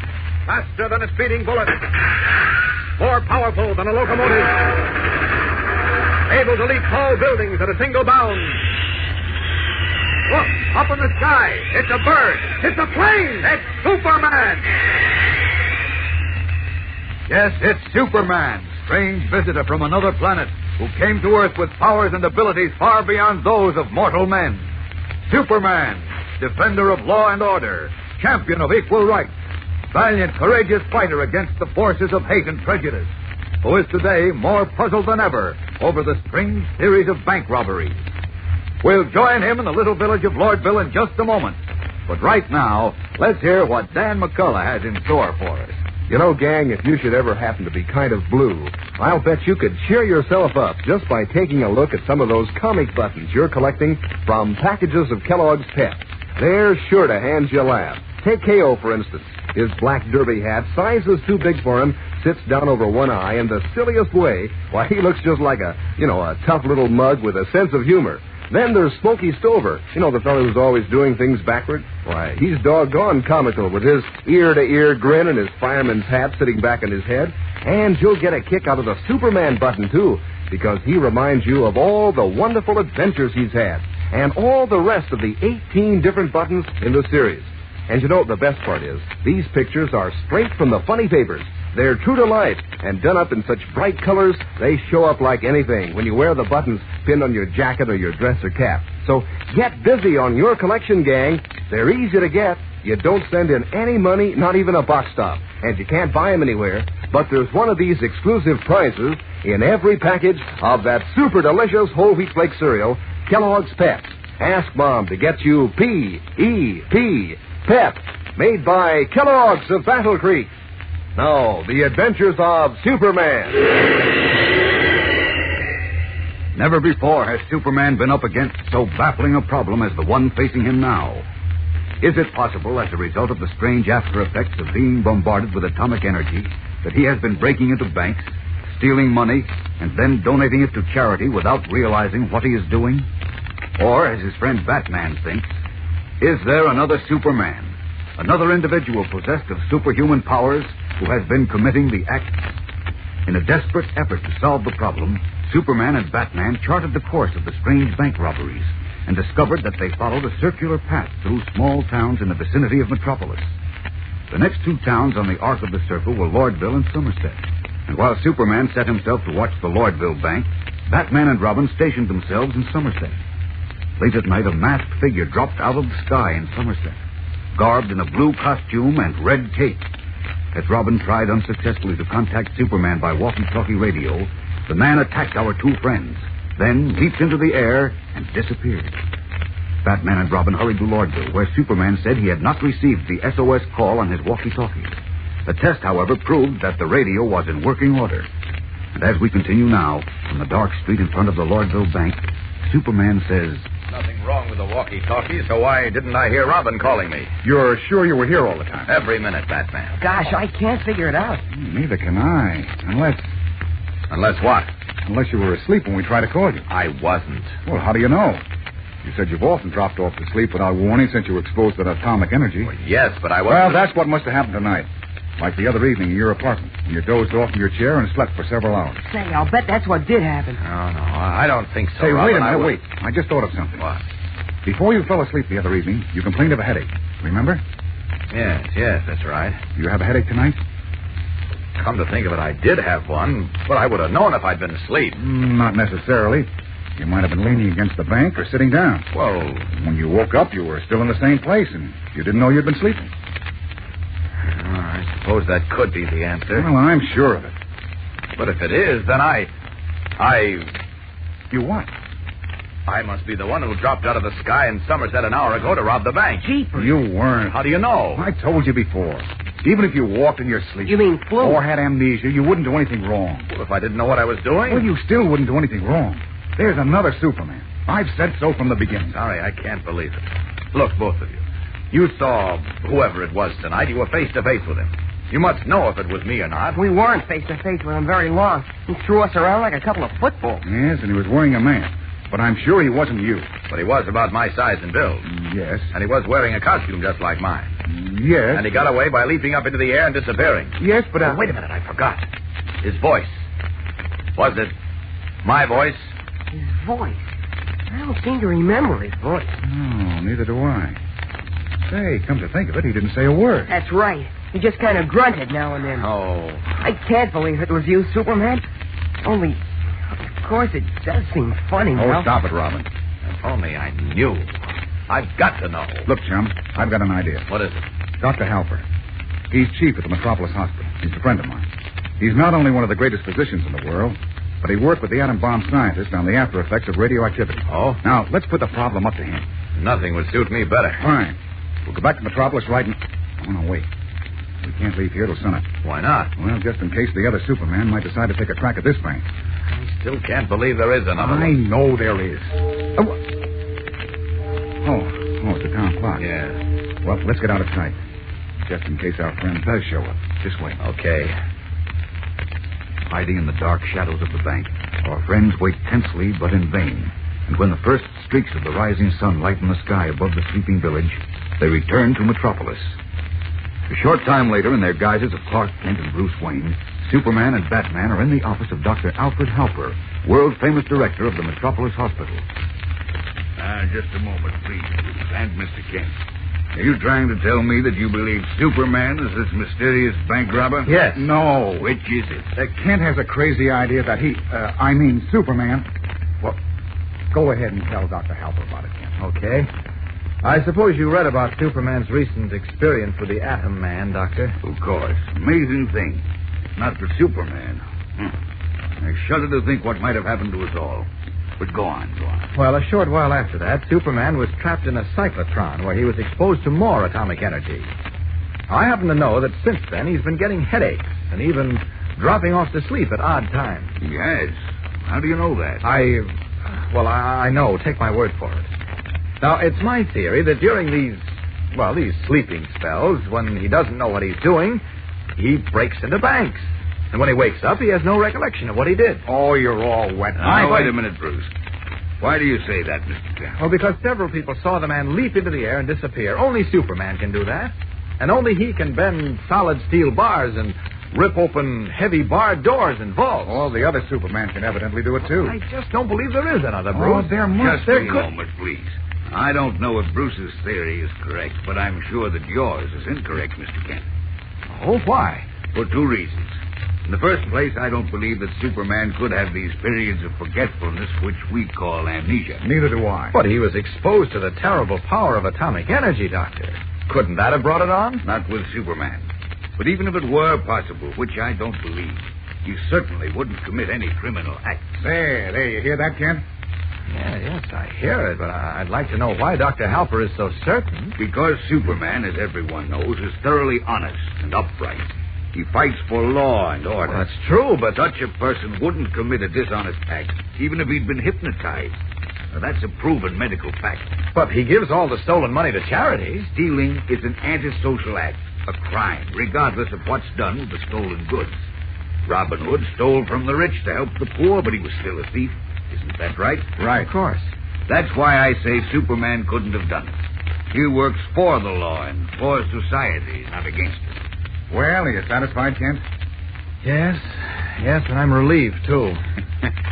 Imagine thinking Superman could turn bank robber. Why, it's enough to make you lose faith in all humanity. I can assure you it's impossible. That's wonderful. Gee, I don't know how to tell you how grateful I am, Doctor. I'm glad I could be of service. Incidentally, Bruce's theory that there may be another Superman is very interesting. We'll have more to tell you on that later, I hope. Well, we've got to rush now. Many thanks, Doc. All right, come on, Kent. All right, thanks again, Dr. Halper. You're quite welcome. Goodbye. Goodbye. Well, you won't have to give yourself up to the police after all, Kent. Oh, it certainly takes a load off my mind, I must say. But somehow I just can't believe it. Oh, now, wait a minute. Halper knows this stuff. And you said you did believe it. Oh, I believe I'm not the bank robber, Bruce. Well, then what... I just can't believe there's another Superman. Oh, you're being stubborn, Kent. No, I'm not. It's only Superman could do the things this fellow's been doing. I realize it looks that way, but... Here, wait, I'll open the door. Oh, thanks. What did you start to say? Well, if there is another Superman, why haven't we heard of him before? Where's he been all these years? I've been wondering about that, too. But we'll find out when we catch him. Something strange about this. Very strange. Bruce, did you hear that? Yes. Come on, I want to see that paper. Breaking into a run, Clark Kent and Bruce Wayne make for the newsboy, who is shouting that the mysterious bank robber has been identified. Who is he? We'll return in a moment for the exciting climax of today's episode. But first, here again is your announcer. You know, gang, there are just as many girls who like to eat Kellogg's Pep for breakfast as there are fellows. And there are just as many girls collecting those swell comic buttons Pep is putting out, too. Why, I see dresses and jackets and caps sporting comic buttons all the time. And, you know, sometimes I suspect that it's pretty much a matter of pride with the fellas, not to let the girls get ahead of them. You see, in the first place, these comic buttons are mighty easy to look at. So all the gang wants to collect all 18 buttons in the series. Actual, true-to-life pictures of your favorite comic strip characters, done up in bright red and blue and black on a gleaming white background. Mighty snappy looking. Then there's the fun in swapping duplicates with your pals. Boy, that's something no fellow or girl wants to miss. And you don't have to, because these exciting comic buttons are easy to collect.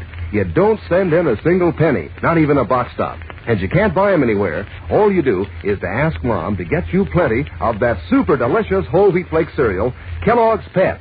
Inside every package, there's your exciting prize. So get your comic buttons, gang, from P.E.P. Pep, made by Kellogg's, the greatest name in cereals. Now, back to the adventures of Superman. As they left the Metropolis Hospital, Clark Kent and Bruce Wayne, who was really the famous Batman, heard a newsboy shouting that the mysterious bank robber had been identified. As we continue now, Kent has purchased a paper, and he and Wayne have moved away from the excited crowd around the newsboy. Who is it, Kent? Listen to this, Bruce. The mysterious bank robber who has been terrorizing communities in the vicinity of Metropolis by his superhuman feats of strength and his ability to fly has at last been identified by Inspector William Henderson of the Metropolis Police Department. Oh, never mind all that, Kent. Go on. All right, wait a minute. Let's see. Here. Early this morning, Henderson summoned reporters to his office and announced that he had just discovered evidence which identified the bank burglar. Henderson said that he was shocked to have to reveal that the thief is who, Kent? Is who? Superman. Speechless, Bruce Wayne snatches the paper from Clark Kent's hands and reads Inspector Henderson's startling statement again. A statement to the effect that newly discovered evidence has proven that the amazing bank robber is Superman, the Man of Steel. How can this be after what Dr. Halpert has just said? And what is this new evidence? Tomorrow's episode is tense and exciting, fellows and girls, so don't miss it. Tune in, same time, same station, for the adventures of Superman. Faster than a speeding bullet. More powerful than a locomotive. Able to leap tall buildings at a single bound. Look, up in the sky. It's a bird. It's a plane. It's Superman. Fellows and girls, be sure to follow the adventures of Superman. Brought to you every day, Monday through Friday, same time, same station, by the grand old Kellogg Company of Battle Creek. Superman is also a copyrighted feature appearing in Superman DC publications. Say, gang, get a load of this. Kellogg's Variety is back. That's the famous variety carton of 6 swell Kellogg cereals in 10 separate packages. Makes breakfast more fun than a picnic. With Kellogg's Variety on the table, you can choose among Kellogg's Rice Krispies, Pep, Corn Flakes, Shredded Wheat Crumbles, and 40% Bran Flakes. Simply help yourself to your favorite. Each box holds a fresh, crisp, heaping portion. So ask Mom to get Kellogg's Variety right away. And be sure to be with us tomorrow for the thrilling adventures of Superman. This is the Mutual Broadcast. Kellogg's Pep, the super delicious cereal, presents the adventures of Superman. Faster than a speeding bullet. More powerful than a locomotive. Able to leap tall buildings at a single bound. Look, up in the sky. It's a bird. It's a plane. It's Superman. Yes, it's Superman, strange visitor from another planet, who came to Earth with powers and abilities far beyond those of mortal men. Superman, defender of law and order, champion of equal rights, valiant, courageous fighter against the forces of hate and prejudice. As we join him today, he and his friend Batman are faced with a very difficult problem. We'll get the details in a moment, but right now, let's hear from Dan McCullough. These wintry days, sunshine looks so doggone cheery and appetizing when it shows up at the breakfast table that, well, it seems like you can almost taste its warmth and goodness. And that's just about the same way you feel when you taste the sunny, golden toasted goodness of Kellogg's Pep. Yes, sir, that's a sunshine flavor, all right. And that's not all. Your regular dish of Pep for breakfast gives you your daily minimum need of sunshine vitamin D that helps build strong bones and teeth. That's one reason Mom wants you to eat Pep regularly, especially in the wintertime. And, of course, the more Kellogg's Pep your family eats, the more comic buttons you get for your collection. Because there's one of these exciting prizes in every package. And are they beauties? Pictures of your favorite funny paper characters done up in bright red and blue and black on a gleaming white background. Mighty snappy looking. And what's more, there are 18 different comic buttons in the series. So you get the fun of rounding out your whole collection.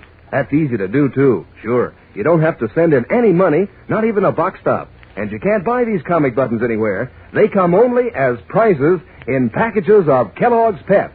So plan to eat lots of P-E-P, Pep, made by Kellogg's of Battle Creek. Now, the adventures of Superman.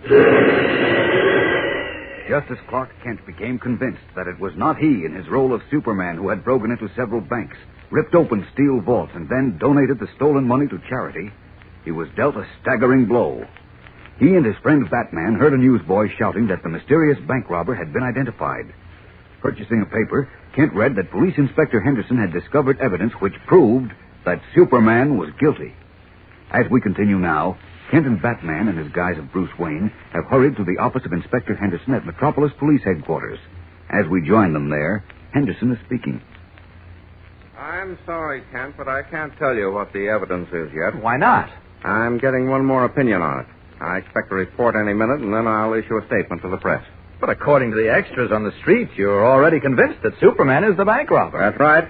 But this is so incredible that I decided to have the evidence verified once more before I obtain warrants for his arrest. Arrest Superman? Why, you're out of your mind, Inspector. Now, hold on, Wayne. Superman a thief? Why, of all the ridiculous nonsense I ever heard. Well, you ought to know it's impossible. Oh, yeah? Yeah. Why, Wait, Superman's done more to combat crime than any other man in the world. He's always been on the side of law and order. I know it. You know it. But you go on record as calling him a criminal, a bank robber. And I used to think you had brains. Now, you listen to me, Wayne. Wait a minute, you We've two. been friends for a long time, but you can't talk to me like that. Well, I'm sorry, Inspector. I know what a shock this is to you, but it was just as great a shock to me. Even with the proof in my hand, I had a hard time making myself believe that Superman had turned crooked. He didn't, Inspector. Of course he didn't. I say he did, and I've got the evidence to prove it. What do you mean? I'll produce it when I'm ready. Why can't you produce it now? I'll promise not to publish a word of it until you give me permission. I said I'll produce it when I'm ready, and not a moment before. But...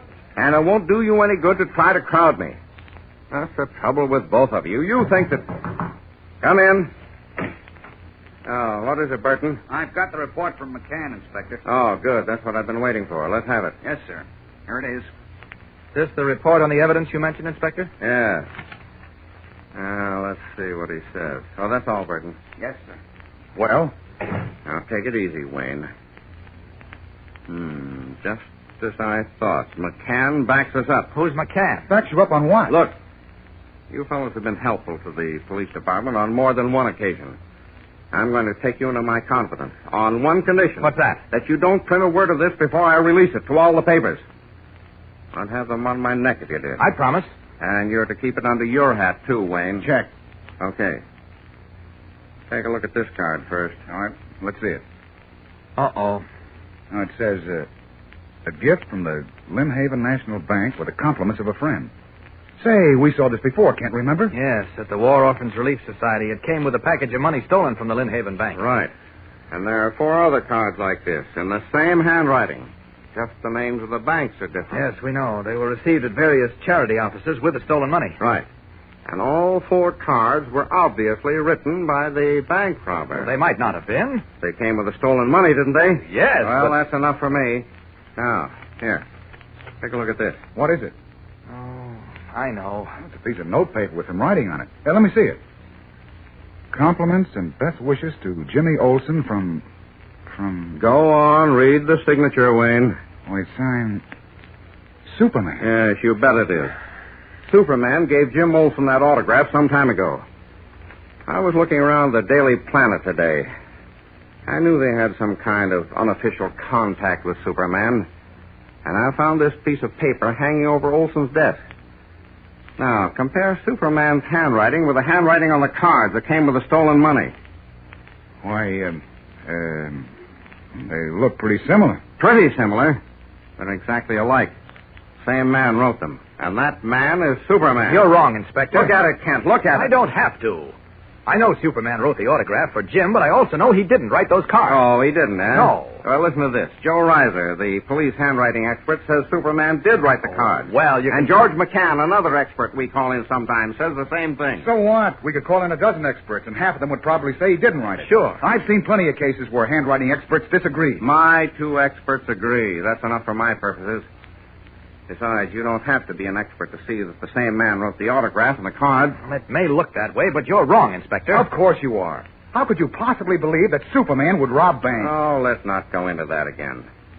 I've asked myself the same question 1,000 times. I don't know the answer. He's been giving the stolen money to charity. Maybe he's got some kind of a Robin Hood complex or something. Oh, nonsense. Okay, Wayne, how do you account for the fact that Superman's handwriting matches the writing on the cards? Well, I don't know, but... And who else but Superman could rip open steel doors and vaults and then leap up into the air and disappear? Oh, that's easy. Another Superman. Oh, so now there's another Superman.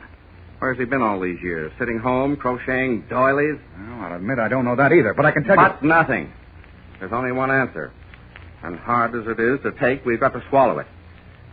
I'm going to call in the reporters now and tell them. No, wait, Inspector. Burton, send in the I'm sorry, Inspector, but you've got to listen to me. Well, of all the...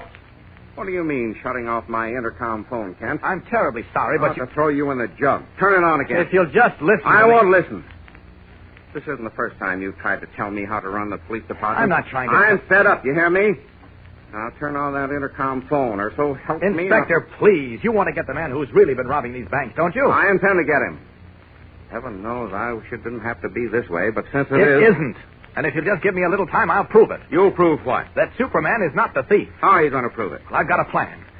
But if you let this so-called handwriting evidence get out, my plan will be ruined. What plan? I can't tell you now, but if you'll just trust me, I'll bring you the guilty man. Sorry, Kent. From where I sit, I've got indisputable evidence that Superman is guilty. But I've got to proceed against him. I thought in this country a man was considered innocent until he was judged guilty by a jury of his peers. You seem to be proceeding just the other way. That's what I was going to say. I said that from where I sit, he's guilty, and it's my duty to arrest him. Oh. Then he'll get a fair trial. And how do you expect to arrest him? Yes. Do you know where he is? I'll admit it's going to be a job to find and arrest him, especially if he resists arrest. But I'll do the best I can. Now, if you'll take your hand off the intercom phone, Kent, I'll call in the reporter. Wait, Inspector. Now, wait a minute. I've got a bargain to offer you. I'm not buying any bargains. For the last time, I think Kent, you'll buy this one. Now, listen. If I don't produce the guilty man in 48 hours... I can't withhold the evidence that long. All right. Make it 24 hours. I'll either bring you the real thief then, or I'll produce Superman. Wait a minute, Kent. Do you know what you're saying? I know. Well, how about it, Inspector? How can you guarantee to produce Superman? I'm quite sure I can. I never let you down on anything I promised before, did I? No, but... Then trust me this one more time. What can you lose? Kent's right, Inspector. It'll take a lot longer than that for you to find Superman.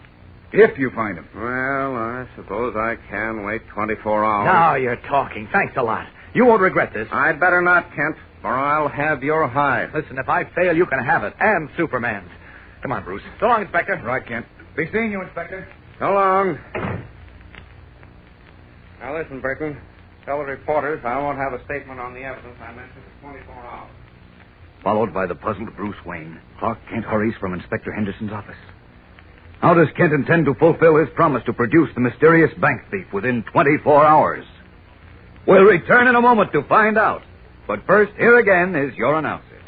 You know, gang, it seems like there's no lack of something to talk about when any of you fellows and girls get together. And no lack of something to do. Because all the gang's collecting those exciting comic buttons from packages of Kellogg's Pep. And there's quite a business of trading duplicates, too. That's a swell way to add to your collection. Fact is, it seems like you might feel kind of out of things if you're not collecting comic buttons. But you feel mighty proud when you can strut around with your whole collection pinned on your jacket or your dress or cap.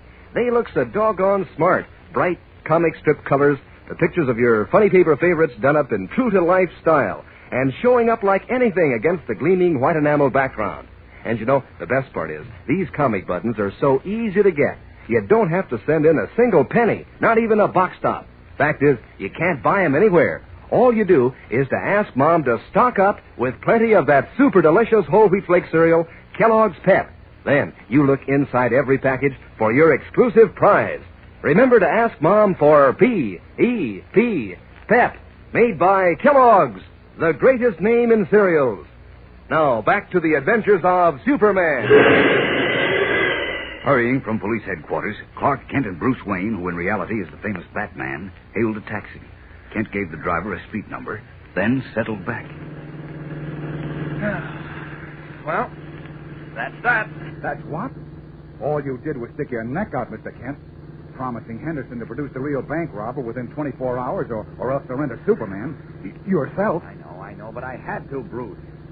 If the papers published the handwriting evidence and the public believed Superman was guilty, my plan would be ruined. What do you mean?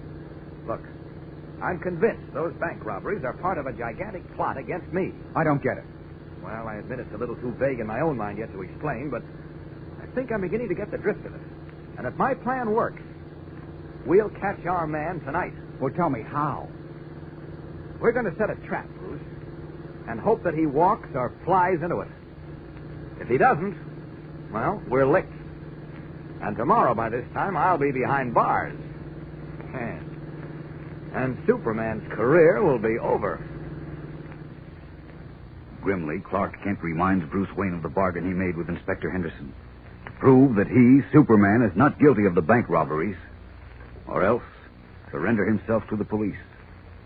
Will his desperate last-minute plan succeed?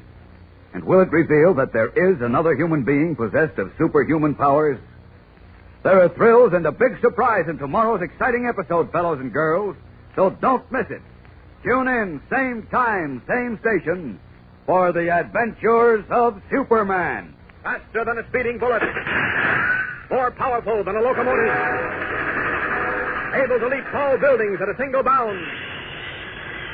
Look, up in the sky. It's a bird. It's a plane. It's Superman. Fellows and girls, be sure to follow the adventures of Superman. Brought to you every day, Monday through Friday, same time, same station, by the grand old Kellogg Company of Battle Creek. Superman is also a copyrighted feature appearing in Superman DC publications. Say, gang, you'll get a bang out of this. Kellogg's Variety is back. That's the grand 10-package assortment of 6 swell Kellogg cereals. Makes breakfast more fun than a picnic. Makes it easy for Mom, too. No dishes to wash. Thanks to the new Kell Bowl Pack. You can eat right out of it. What's more, these generous packages are great for lunch boxes and outings. So ask Mom to hurry and get Kellogg's Variety at the grocer's her very first chance. And be sure to be with us tomorrow for the thrilling adventures of Superman. This is the Mutual Broadcasting System.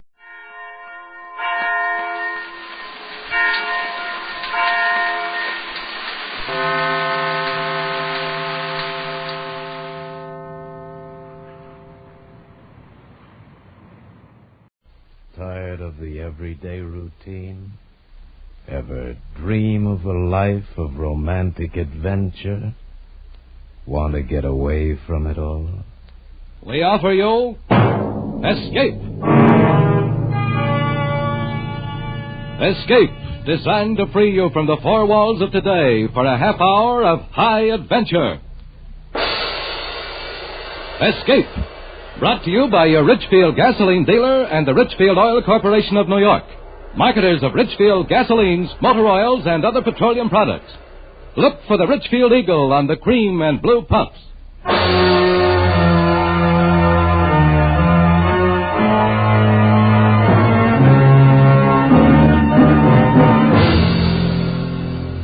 Tonight, we escape to Berlin, and the story of an occupation GI trying desperately to break through a web of death that is being spun around him, as Morton Fine and David Friedkin tell it in their exciting story, Pass to Berlin.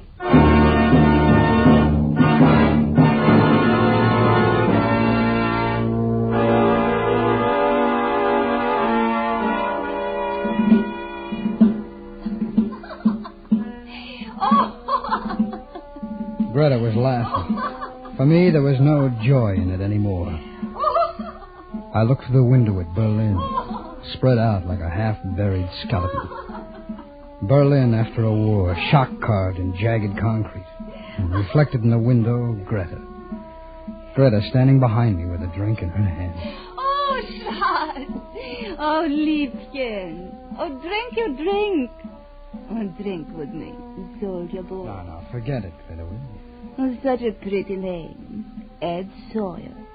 Such a handsome face. But such a frown. Now, come.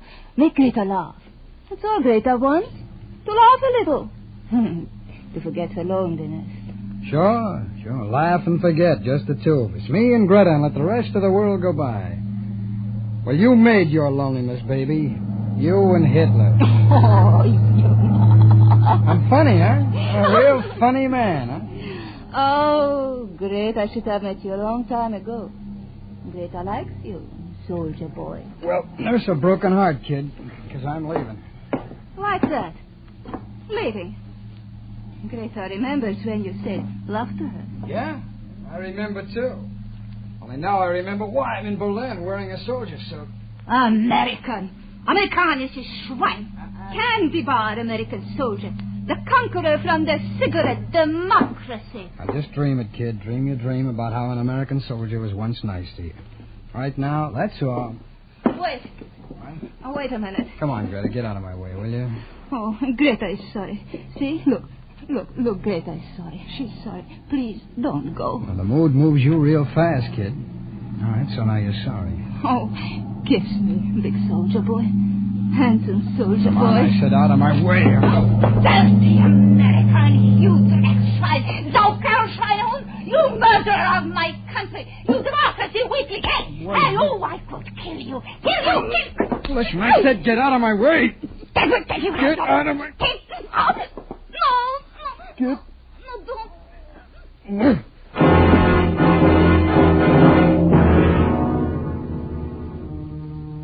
For a second, I stared where she'd fallen, motionless. Her head lay against the lead piping of the wash basin. I watched a small pearl of blood squeeze through her lips. Then it died, too. Then I remembered. Fingerprints. I'd handled two things in that room. Greta and the highball glass. I smashed it to the floor and ground it with my heel. Outside, it was raining. That was a break. Because the rain had washed away the human rubbish that litters the Berlin pavements at night, and no one saw me leave the house. I walked, turned some corners, walked some more. Then a splash of neon smeared across the wet pavement. I looked up. A theater. A theater for the amusement of GIs and the rehabilitated natives. I bought a ticket and went inside and found a seat. Ladies and gentlemen, the headline attraction of the evening, the most astounding mind-reading act of the century. Direct from London, the great Stanley and his lovely assistant, Mona. Mona, who sees all, knows all, and tells all.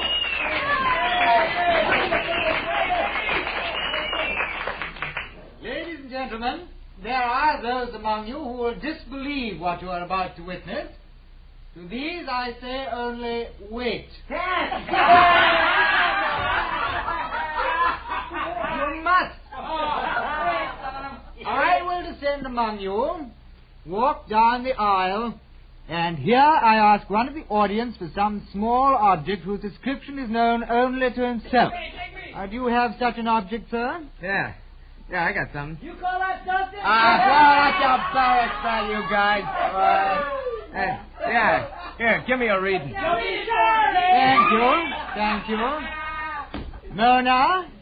I listen, Stanley. What is it that I hold in my hand? It is something that has come from far away. An envelope. Postmarked Vincennes, Indiana. Correct. An envelope postmarked Vincennes, Indiana. Mona? I listen, Stanley. What precious thing do I hold in my hand now, Mona? Stanley. Reach into the spaces beyond space and tell me, what do I hold in my hand? A locket. Ja, das ist right, ein Locket. A golden locket, and inside there is a strand of golden hair. A child. Ja, das ist das Haar von meinem Kind. Na, also, Sauber! Oh, they were good, the great Stanley and Mona. Slick, poised, and professional. Two glittering phonies who knew the score, and they kept it up. Mona! I listen. Do not lose your concentration. Now, identify this object. Stanley? You must, Mona. You must. There's darkness here. Only darkness. Come on, what's the matter? Something stands in the way. There's a murderer here. A murderer.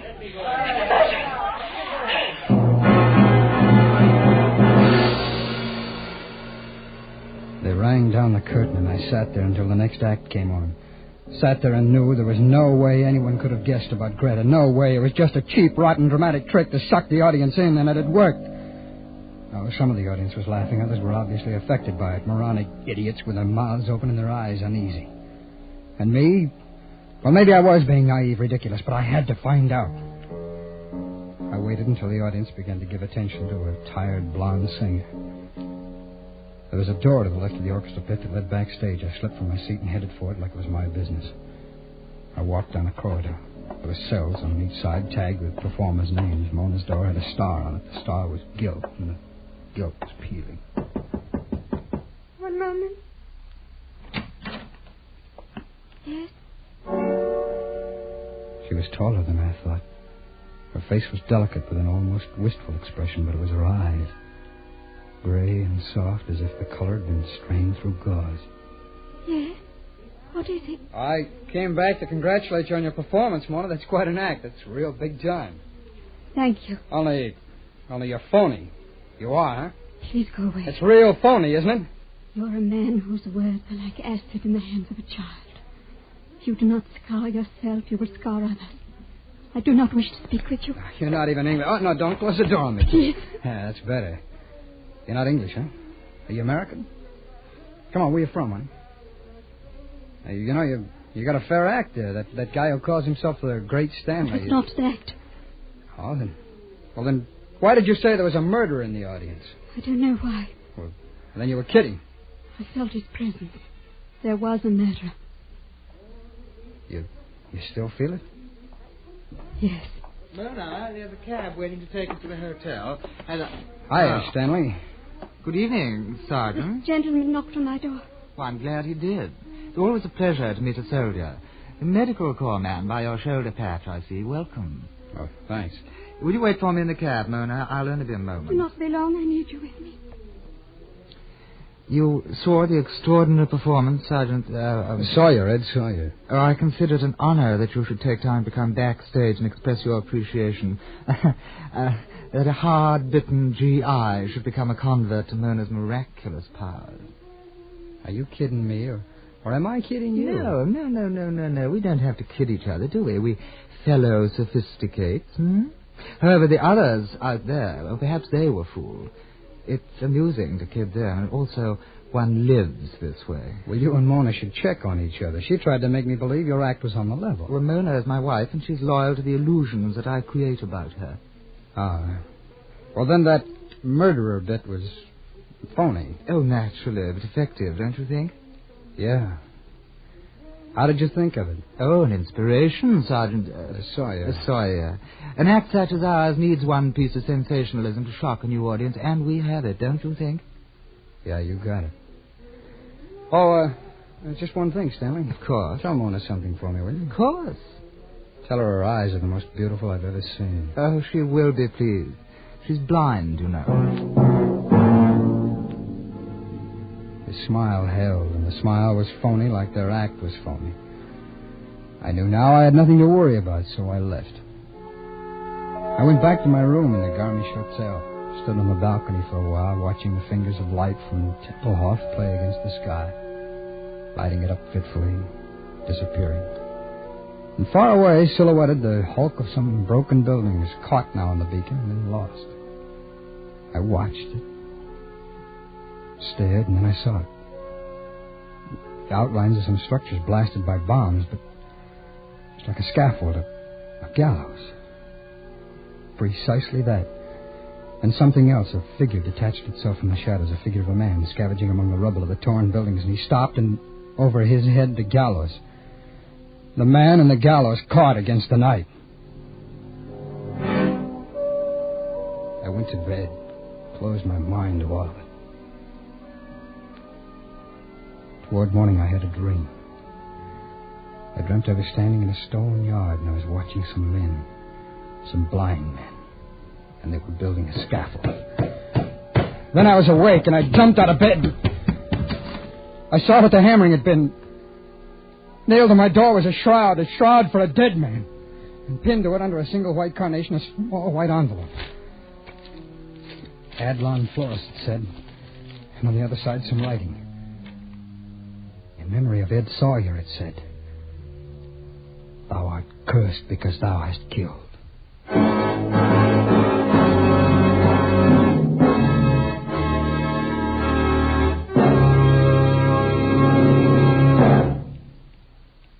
What does the word xylene mean? To a scientist, the word xylene means a super-octane gasoline component, one of the highest octane gasoline components ever discovered. To a motorist using Ridgefield gasoline, xylene means new flashing power on the toughest highway grind. Xylene means new high anti-knock that gives you a quiet running motor, and new lightning acceleration to snap you out ahead in busy traffic. Why? Because today, every gallon of Richfield gasoline contains xylene. What's more, your Richfield dealer offers you a choice of 2 great Richfield gasolines with xylene. Select Richfield Ethyl for best results in highest compression motors, or Richfield High Octane at regular price for the average car. Each contains xylene. Each is a champion in its class. Stop where you see the Richfield Eagle on the cream and blue pumps. Get Richfield High Octane or Richfield Ethyl gasoline containing xylene, one of the highest octane components ever discovered. And now, we return you to Escape.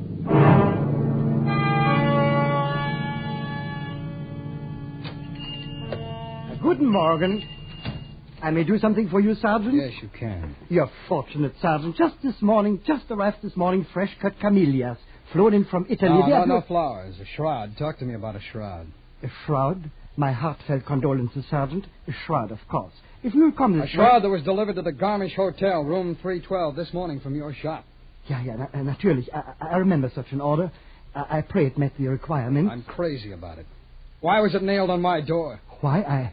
I do not understand. I didn't order it. Who did? Why, early this morning, Sergeant. Early this morning by special post.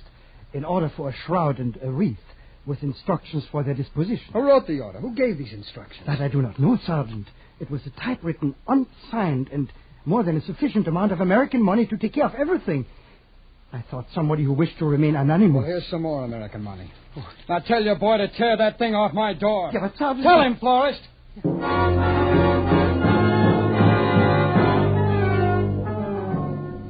I left him there. Nobody knew I'd killed her.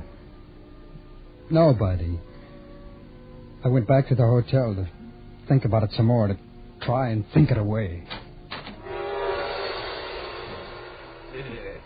I made myself to home, kid. I knew you wanted to see me. He wore a derby hat and a tight overcoat with a moth-eaten fur collar. Cheeks ruddy, eyes red-rimmed, and a replica of his nose could have been bought in a carnival supply house. Oh, jolly, a jolly fat punk with a mission. Sit down, kid. Take a load off of Brain. The man is here who will take care of everything, just like the corpse that died in the good old USA. Who are you, and what do you want? Here, take one. That's my I card. can see it from here. It's real pretty. Now, what does it say on it? Joseph Scarn, it says. That's my name. Mortician, it says. That's my business. What? Oh, yeah. Puzzles you, huh, kid? I just got to tell you about Joe Scarn. That'll explain me to you. Yeah, do that, will you? Yeah. Well, see, back in the States before the war, this was my career, mortician. That's funeral director. Then they demobilized me right here in Berlin. Now, this is the break I've been waiting for all my life. Where better to pursue the career mortician than right here in good old Berlin? Come on, get up. Come on, get out of here, will you? Don't Come on, get up, up. kid. I'm going to make the final arrangements for the funeral. Funeral? What funeral? Nobody's dead. Nobody's even feeling bad. Well, this overjoys me tremendously, son. But look, about the casket. Look, this is a joke, isn't it? A gag? Isn't that what it is? Something the boys who came on past with me cooked up? That's it, isn't it? Come on! They send you here. That's it, isn't it? Come on, will you talk to me? Take your hands off me, soldier boy. You got the hysteria. Come on, who sent you here? Come on! A letter. A letter this morning with money and instructions. Typewritten, no signature? Oh, you peak. Come on, come! Yes, that's right. It said to come to this hotel room and make arrangements to receive the body. Whose body? Well, the letter said the body of Ed Sawyer, Sergeant, Army of the United States. Said Ed Sawyer was about to die. It said he was going to be executed for murder.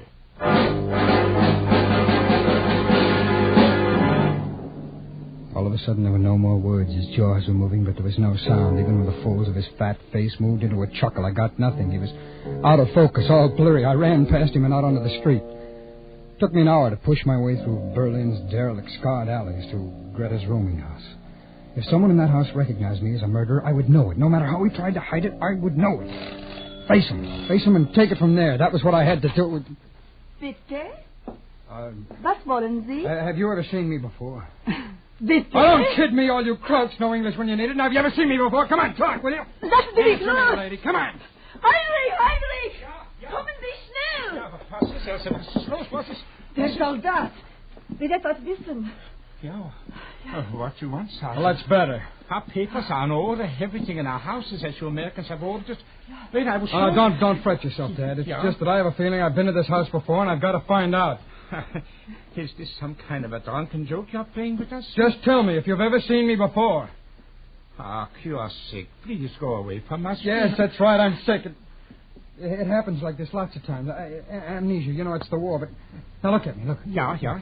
You're sure you've never seen me before? Yeah, we are sure, Sergeant. Yeah. Come sit down. No, wait a minute, will you? Come in. Yeah. Your other guests. Could I see them? What is the need, Sergeant? One has been drunk for 3 days. He will stay drunk for 3 days more. Yeah. Another Elsa and I have not seen for a week. Nein. And the third is in the morgue. This morning she was taken there dead. Ja, tot. That Lisa. Always she gave us trouble. Yeah, Elsie? Yeah? Police, doctors, questions.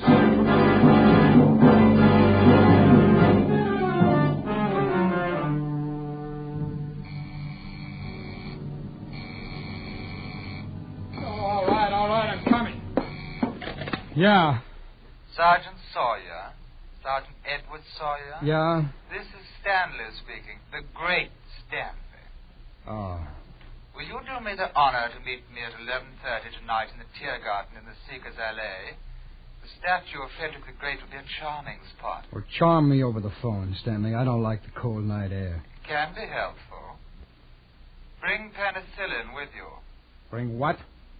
Penicillin. They're so desperate for it here in Berlin. They pay fabulous wads of money for it on the black market. Bring all you can. And later, as I ask you for it, you'll bring more. Oh, look, For an American soldier in the medical corps, it's so easy. You going crazy, Stanley? Oh, my dear Sergeant, a murderer does not question another's sanity. To him, all other beings are insane. Haven't you found it so? How would I know about murderers? Ask Greta. Greta? How did you find out about her? You told me, my dear boy, when you were so curious about a murder after the performance. You told me when you permitted the grisly humors of the shroud and casket to force you to revisit the scene of death. You followed me. Yes, of course I followed you.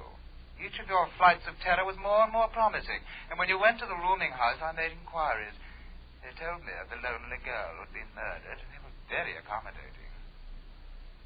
You're still there, Sergeant. Yes, I'm still here. But then I can expect you then at 11:30. It'll give me time to change after the performance. Sure, 11:30. I'll be glad to do you the honor, Stanley. Oh, he made it easy. For nothing, he'd let me know who it was I had to be afraid of. Stanley. The great Stanley. And Mona, with the pale, lovely, blind eyes. Boy, what an act they had. I wondered how many times their sensational finish had paid off like this. How many murderers had handed themselves over to Stanley and Mona on a platter for nothing. But I could change all that. I could get off the hook real cheap. I could fix it so Mona and the great Stanley would let me rest in peace for nothing. No, not for nothing. Just the price of an admission ticket. There were about 30 people in the theater, most of them soldiers. The opening act was on when I got there and slid into a seat. A family of French jugglers whirling shiny hoops on every loose piece of anatomy on the stage. Stanley and Mona were next to closing, so I figured I had about an hour. I waited until the French were balancing everything but the proscenium, and then when they had everything in the air, I used the same orchestra entrance to backstage. The door to Mona's dressing room was open. The room was dark. I eased inside just as the next act came hurrying down the corridor, still hooking up their costumes. I brushed against a moldy curtain that hung from wooden rings. I pulled it back, hid behind it, and waited.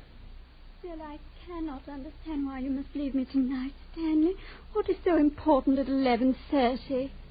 Through the dim light of the corridor, I saw Mona walk into the room and sit down at her dressing table. Stanley was right behind. He was reaching for the light switch when my hands found his mouth and his throat, and I began to strangle him. My fingers dug into his flesh, and I crushed his breath back into him. He made no sound. There was only the soft laughter that seeped through the theater, and his soft throat in my hands. And Mona's soft voice. Why do you not answer, Stanley? Is it a rendezvous? Stanley? Stanley, what is it? Why are you so silent? Stanley? Stanley! Suddenly her fingers were on my face, frightened and quick, like the wings of a wounded bird. Then slowly they began to search the empty air for the dead Stanley. She turned and her blind eyes stared right at me, and I brushed her aside and ran down the corridor. An old doorman sat reading a newspaper at the stage door. I couldn't get out that way without his seeing me. Only one way, back through the theater. Ich bin ein bisschen verrückt geworden. Jetzt kann ich Ihnen vorhin Latz, dass die Kind nicht mehr passt. I started up the aisle, and then I knew I was doing the wrong thing. There was an MP at the head of the aisle, a corporal from the MPs, the braid, the white spats, and the club. In this tiny audience, if I left in the middle of the act, he'd remember me. So I sat down on the row that was the most filled. When I looked back at the end of the act, there were other MPs standing at each exit. Then the curtain rose. Mona stood there with a man you see on every street in Berlin, a German policeman in the natty German police uniform. Ladies and gentlemen, tonight I shall descend among you accompanied by this esteemed gentleman and read your mind through my fingertips. You, sir. I can read your innermost secrets by touching your face. Sir. Sir, you and this girl beside you. You told your wife you were working late at the office tonight. She worked her way up the aisle, coming closer and closer. And you, sir. My fingers reveal that you have bought an escape from KP duty. Please. And now, there's a gentleman in this row. My fingers reveal he has a medical corps shoulder patch. Come on, take your hands off of me, will you? What's the matter, soldier? You afraid Mona will give away your secret? Come on, one side, will you? Let me go. Come on, soldier, move it, will you? Go on, John, go on. Come on, let me out of here, will you? Come on, guy, move! He's got secrets. He's got secrets. Hey, Mona, what are you waiting for? Tell us the soldier's secret. Come on, move, will you? Everybody, here we go right to the sky secret. Oh, shut up, will you? Shut up, Mona, hurry up, he's down, please. They held me there, laughing. The others all turned in their seats to stare. The German cop pinned me back in the seat. And then Mona's fingers reached out and trailed across my face. Lingered. They were the fingers of death. They were cool and gentle. Almost a caress. This is the man. This is the murderer.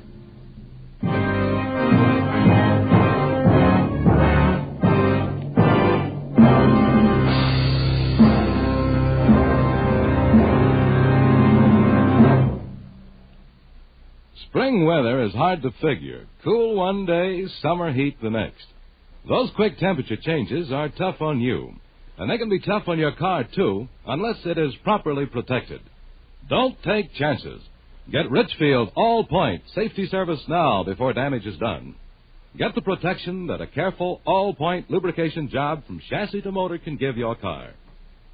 In addition, Richfield All-Point Service includes a safety check and proper care of all likely trouble spots, such as the battery, spark plugs, tires, and radiator. Drive into the Richfield gasoline dealer station tomorrow. Save yourself time and trouble by having all the necessary spring servicing done at the same time by a man who knows how to do it right. And while you're there, ask for Richfield's informative new 32-page baseball book. It's free. Ask for your copy while the supply lasts. Escape is produced and directed by William N. Robson, and tonight has presented Pass to Berlin by Morton Fine and David Friedkin. Featured in the cast were Stacey Harris as Sergeant Sawyer, Peggy Weber as Mona, and Ben Wright as Stanley. Special music arranged and played by Ivan Ditmars. Next week. You are lying on a small knoll in the prairie west of the Platte River. In a few moments, dawn will herald the attack of the encircling Apaches. An attack of such fury that for you, there can be no escape.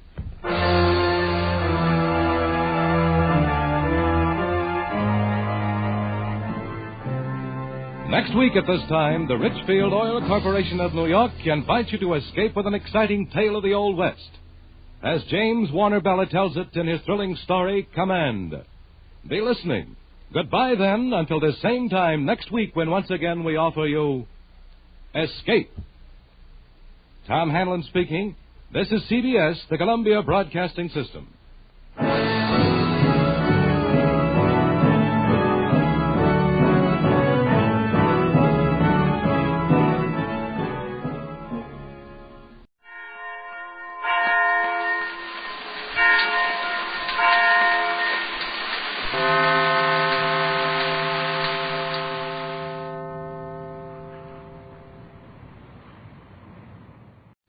Tired of the everyday routine? Ever dream of a life of romantic adventure? Want to get away from it all? We offer you Escape. Escape, designed to free you from the four walls of today for a half hour of high adventure. Escape, brought to you by your Richfield gasoline dealer and the Richfield Oil Corporation of New York, marketers of Richfield gasolines, motor oils, and other petroleum products. Look for the Richfield Eagle on the cream and blue pumps.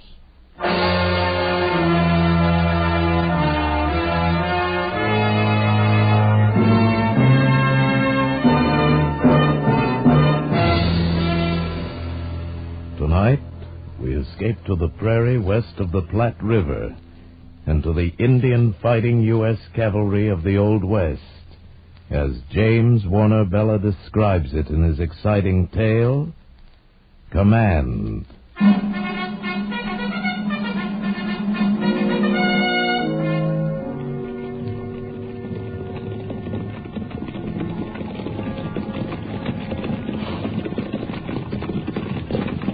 Fiddle, sir. Yes, Sergeant. Here comes Lieutenant Cohill back with the patrol. Yes, I see him. Halt the column. Yes, sir. Helm! Helm! Helm! Helm! Helm! Hand me my field glasses, Sergeant. Yes, sir. Here you are, sir. Thank you.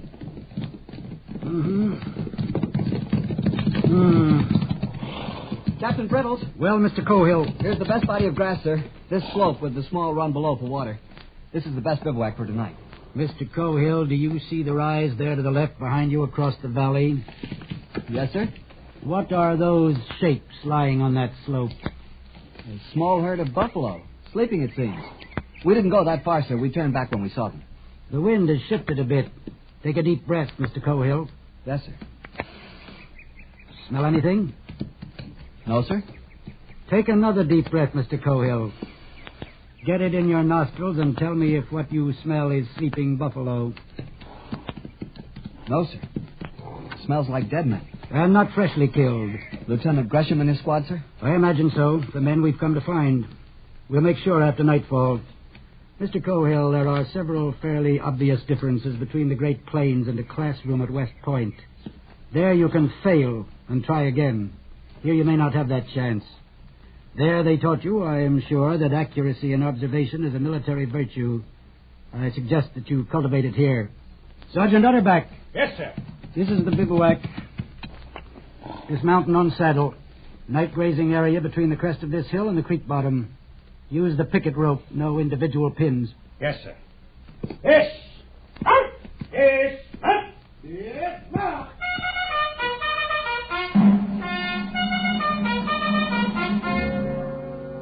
Yes, sir, Captain Brittles. No, sir, Captain Brittles. Of all the officers in the United States Cavalry, why did they have to assign me to him? A handbook soldier, over age and grade. A bitter failure of a soldier, marking time out here on the plains until he retires, taking up space in the table of organization, standing in the way of younger and more aggressive and, yes, more capable officers. My father wouldn't be guessing. Father would be over yonder right now to see if those corpses are really Gresham and his men. Father would have made sure instead of losing time making camp. The broken rattle Sergeant Utterback had found at noon showed clearly. Sir, that broken rattle the sergeant found. Yes, Mr. Cohill? What we crossed the trace of that Sioux war party at noon today? That could have been the trail of a Cheyenne war party. Or Comanches or Apaches. They all make rattles like that from the ends of buffalo toes. But if they were Sioux, they couldn't be more than 30 miles to the north in the Deadlands. They're afraid of ambush, so they'd be camping away from timber and near water. 2 hours rest and we can be at the upper reaches of the river by dawn, sir, ahead of them. Mr. Cohill, I have no orders to be anywhere by dawn or any other time. My orders are to find Mr. Gresham's patrol and, having found it, return to Fort Stark and report it. I think I've found him. I'll know as soon as the moon rises and I'll go over and take a look. Water the mounts in half an hour. Yes, sir. Mr. Cohill! Sir? Reading minds is an uncomfortable habit, but one I have never been able to lose. Yes, sir. Look at the other side of it. Suppose that war party was Cheyenne, which they might be instead of Sioux. They wouldn't be in the Deadlands. Cheyennes would head for timber along the lower Mesa Roja. So would Arapahoes, Kiowas, or Comanches. They'd all bivouac in the open timber. And, Mr. Cohill, they all make rattles out of buffalo toes. Yes, sir. Pass the word to Sergeant Utterback that dinner will be at 6:30, but the bugler will not sound calls. Yes, sir.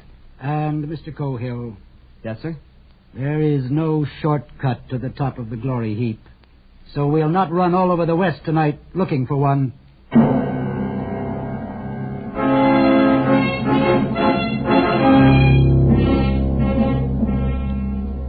But if death in battle is a soldier's path to glory, Mr. Gresham and his patrol had found a shortcut. Yet what we looked upon that night on yonder slope was not glorious. Well, at least they respected them as fighting men. How's that, Sergeant? Every one of them skinned bald-headed so he can cross the shadow waters without trouble. And whoever did it don't want to fight him again. Why? Hands and feet cut off, that's why, sir. To cripple them in case they meet in the hereafter. Sergeant? Yes, sir? Do you still think the Sioux did this? No, sir. Not now, sir. Why not? Sir, I made the march from Bent's Fort to Santa Fe with Steve Carney. And I know an Apache arrow when I see one, sir.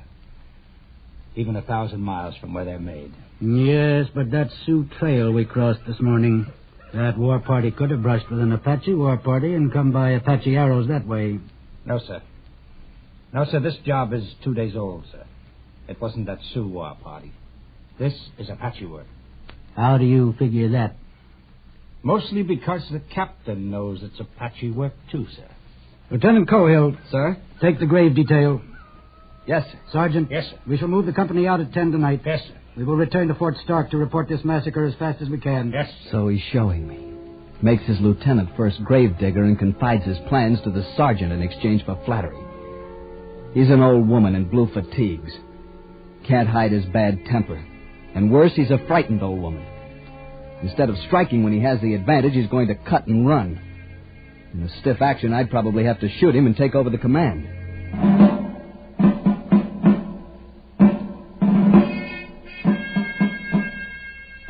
A grave doesn't take long to dig in the soft black earth of the plains. And the rocks were nearby to pile upon the still mounds against the hungry muzzles of wolves and coyotes. And after, the air was sweeter in the cold moonlight. And the job done in plenty of time for Captain Brittle's scheduled retreat. The commander's prepared to mount, sir. Very good, Sergeant. Captain Brittle. Yes, Mr. Cohill. Excuse me, sir, but can't we go after the Indians who did this? Can't we try to... Mr. Cohill, the United States Cavalry is not out here to fight Indians. We're here to watch them and report on them for the Indian Bureau. We fight only if they attack us. I refer you to the standing orders of the Department of the Platte. They are most explicit on this point. Yes, I know, sir, but Mr. Gresham was attacked. How do you know that? I don't, for sure. Of course you don't. But he's dead, and his command, dead and mutilated, and we ought to... Go to what? Avenge him? Disabuse yourself of classroom valor, Mr. Cohill. Out here, we obey orders. Sergeant. Yes, sir. Pass the word to mount. Yes, sir. Uptight. Yo. Pass the word. Mount. Pass the word. Mount. Pass the word. Mount. Pass the word. 30 miles already that day, and who knows how many miles ahead of us tonight. The men are tired. The horses are tired. Cavalry is a delicate arm of the service, Captain Brittles. Hour after hour, as the moon threw our lengthening shadows ahead of us. Hour after hour. Walk 30 minutes, trot 5 minutes, dismount and lead 10 minutes, unbit and graze 15 minutes, every hour. Hour after hour. Got a chaw eating tobacco, Middendorf? Ain't got much. Well, give me a loan of some. You can get some more at the fort tomorrow. Yeah. Why don't you ever have any of your own? Don't approve of chawing tobacco. My ma don't, that is. Thanks. God free mighty. Mexico wasn't like this. Do tell. No, sir. When I was with Winfield Scott, the time we took Chapultepec... Hey, Mittendorf. Chavez back in the Mexican campaign again. Pity he didn't stay there. Yeah. Just the same, the army was the army in them days. You slept in tents, and when you took a town, there was girls, senoritas, not squaws. Well, if you like us so darn much, why don't you go back with those girls? 'Cause I was gold brick. You was what? Gold brick. Oh. I joined up again 'cause they said they'd be fighting out here. Only fighting I seen west of the Missouris on Saturday nights in the Berry. Boy, sure ain't like that. Sergeant Utterback. Yes, sir. I'd like to ask you a question. Yes, sir. How did you know the captain thought they were Apaches that killed Mr. Gresham's detail? Well, I've been his first sergeant for a long time, sir. You get to know. I see. Do I get to know? This is a different kind of service out here, sir. It ain't full-dress war, but it's the only kind the captain and I ever served in, sir. And you get to know it just like you get to know siege operations or saber charge by company front after you've had enough of it. I see.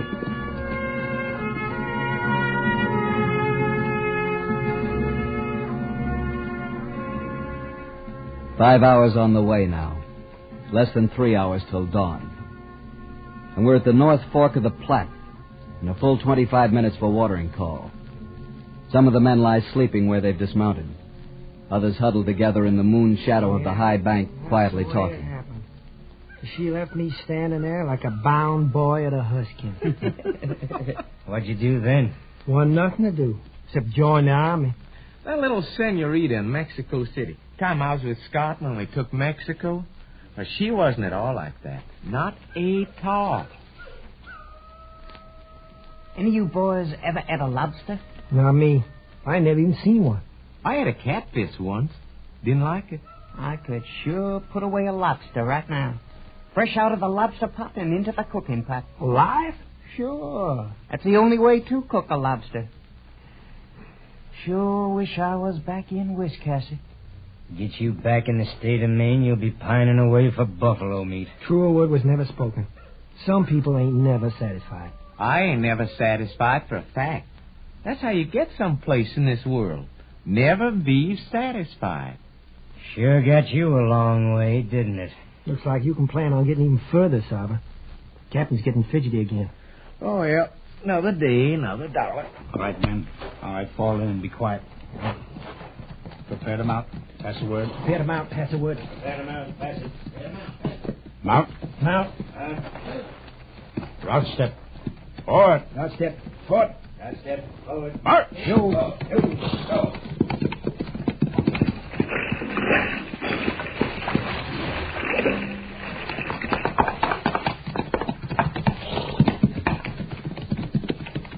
He's heading north. How's that, Sergeant? North, sir. Captain's heading north. You're right, Sergeant. Red Mesa should be to our left. Instead, it's dead ahead. Doesn't make any sense, Sergeant. Yes, sir. My father would have done things differently. In the cold, dying moonlight, I could imagine him. Young Major Cohill riding out of St. Joe to convoy the wagon trains bound west on the Oregon Trail. What a figure he must have been out here in the old days when the Missouri River itself was the jumping-off place. Killer Cohill, his men had called him. But the wide-roaming Arapahoes had another name for him. Blue Devil with eyes in the back of his head. By this time, Father would have cut those Apaches into coyote meat as they lay sleeping around their smoldering campfire. Mr. Cohill. Mr. Cohill, sir. Yes, Sergeant? Were you dozing, sir? No, of course not. I was just thinking. Captain Biddles wants you at the head of the column, sir. Thank you, Sergeant.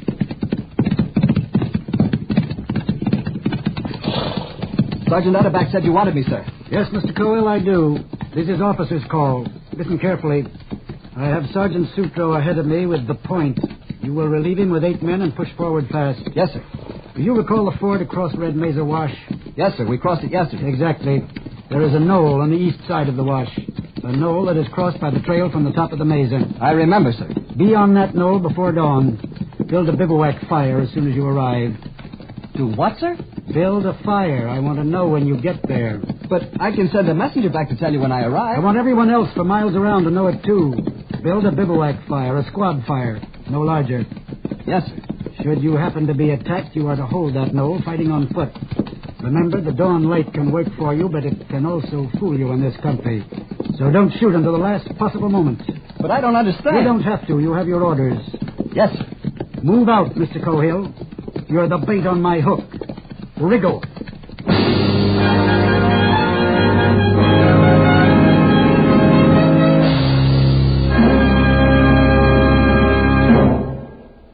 It's new. It's free. Don't miss it. Don't miss this free offer by your Richfield gasoline dealer.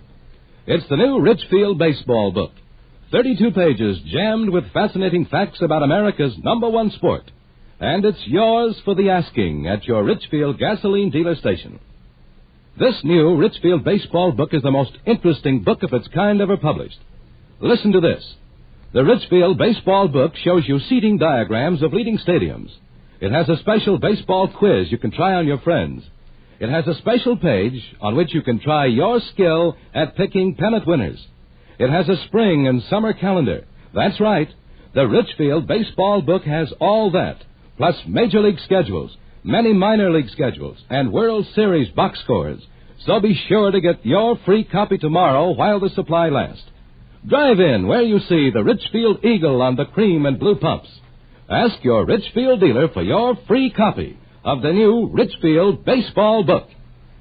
And now we return you to Escape. You knew Red Mesa was there only because the stars stopped where it stood. The moon was a honey ladle spilling blackness over the edge of the plains. Then the jagged teeth of the Rockies broke it into ragged potsherds. And it was gone. It was dark. Black dark. Cold dark. The squad fire sputtered and took and pushed the night back a little. This was different. This was command. This was the final moment of the soldier's heritage. To stand ready to fire and be fired upon. To kill and be killed. And it wasn't at all like you expected. It just plumb scared you. Don't stand still, Mittendorf. Keep moving a little all the time. And slap those mounts. Keep them moving, too. Yes, sir. Lieutenant, sir? How come the captain sent us up here to sashay around on the top of this little old hill? He said we're the bait of his hook. Huh? The decoy. If there's an Indian war party, we're to draw them out. Better put some bacon on to fry, Lusk. Make it look natural. Yes, sir. Meaning we uns may end up like Mr. Gresham in his patrol? There's always that possibility. Oh, it ain't a prospect that pleases, sir. That's what a soldier lives for, Sarver. To die. He does? Yes, sir. It was a good performance. To any watching Sioux or Apache, here was a small white soldier war party like the two yesterday's party they'd left lying scalpless in the buffalo grass 30 miles down the valley. Fire lighted, bacon cooking. Horses unsaddled and warriors sleeping from a long night march. Soft for the kill. Only the warriors weren't sleeping. Beyond the yellow carpet of firelight, they lay fanned out behind their saddles, waiting, sorting the night sounds with straining ears, pushing at the soft wall of darkness with widened eyes.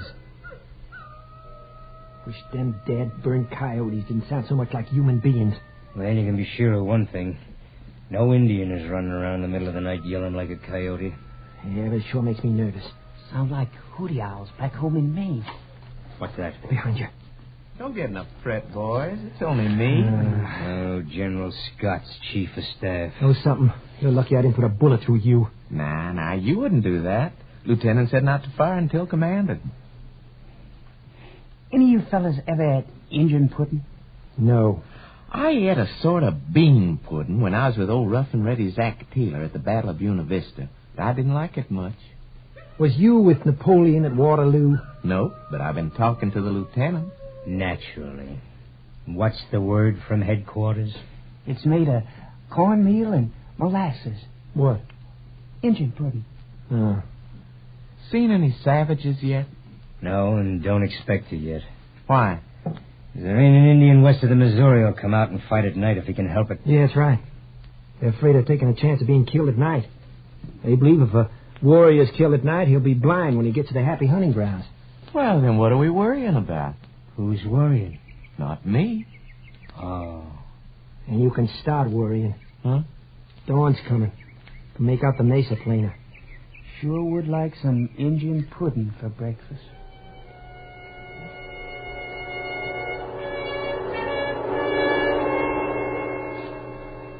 Slowly, the light came. First, you could see the outline of the mesa. Then down below, the silver of the water in the wash. Then the shapes of the men. And out across the plain, the feathers of mist in the draws. If it was to come, it would come now.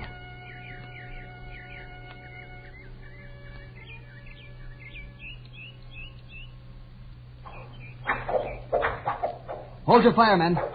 Arrows. They're shooting arrows. What you expect? They're Injuns. What was that? Hit one of the horses. Here they come. Oh, my leg. Hold your fire. Hold it.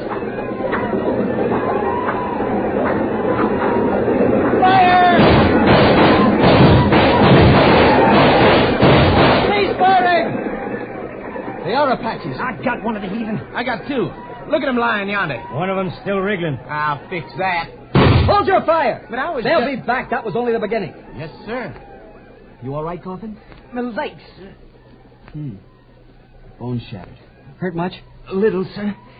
Those arrows are sure wicked. Go right through a man if they don't hit bone. Do tell. No action in the new army, huh, Sava? Well, it ain't exactly like your pull pick. Here they come again. Hold fire. Light's better this time. Makes no difference. Hold your fire. They're the ones that did Mr. Gresham in. Look, that one's wearing a corporal's chevrons, and there's one with a U.S. cavalry saber. Where's Captain Brittle? That's I want to know. Most likely having breakfast at the fort. Decoy. We're just... Lord Almighty!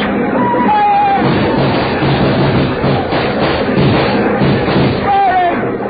Well, they took care of almost half of them. They'll be back. No, they won't. It's Captain Brittle's now. Attacking from the flank. Hey, Sava, Captain Brittle's got him on the run. Hey, can you pull this tarnation arrow out of me? Down below the knoll, the remains of the Apaches were streaking for the open plains with Captain Brittle's men, overtaking them, cutting them down with thirsty sabers and pistoling the ponies as they ran.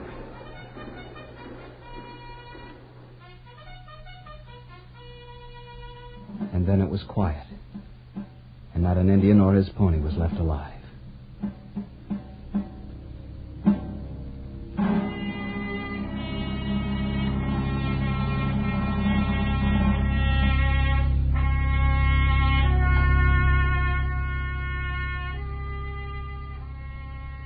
Coffin sat propped up against a saddle, lighting his pipe, his shattered legs stretched naked and useless before him. And Sarva lay where he'd fallen, eyes closed, face blue, his hands around the shaft sunk deep in his left side below the ribs, the feathered tip waving idly with each shallow breath. Can't we do something for him, sir? What? Look how deep that arrow is, right under the heart.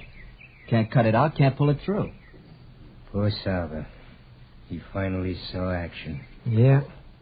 I can hear him now telling St. Peter about the time he beat the Apaches under Cohill. That's not very funny. No, guess you're right, Coffin. How's your leg? Paining you much? Can't feel anything. Lieutenant? Yes, Coffin? Do you think they'll send me back home to get this fixed? You think maybe I'll get to see the state of Maine right soon? I hope so, Coffin. Land of Goshen, no, you won't get further than the hospital at Council Bluffs. They'll wire you together, slap a plaster on you, and send you right back to fight Indians. It was a strange feeling. A mixture of pride and guilt. Watching a man die whom I'd commanded into action. Looking at the shattered leg of another. And a feeling of helplessness, too. For the moment, we could only sit there and wait. Our horses were dead or stampeded by the action. We were alone on our little hilltop in the hot red glare of the rising sun. And then the company rode back in triumph, and I was reporting to Captain Brittles. And it seemed like months instead of hours since I'd last looked at his tired gray face. Mr. Cohill, you did that well. You may do in time. Captain, you knew there were Apaches yesterday at sundown.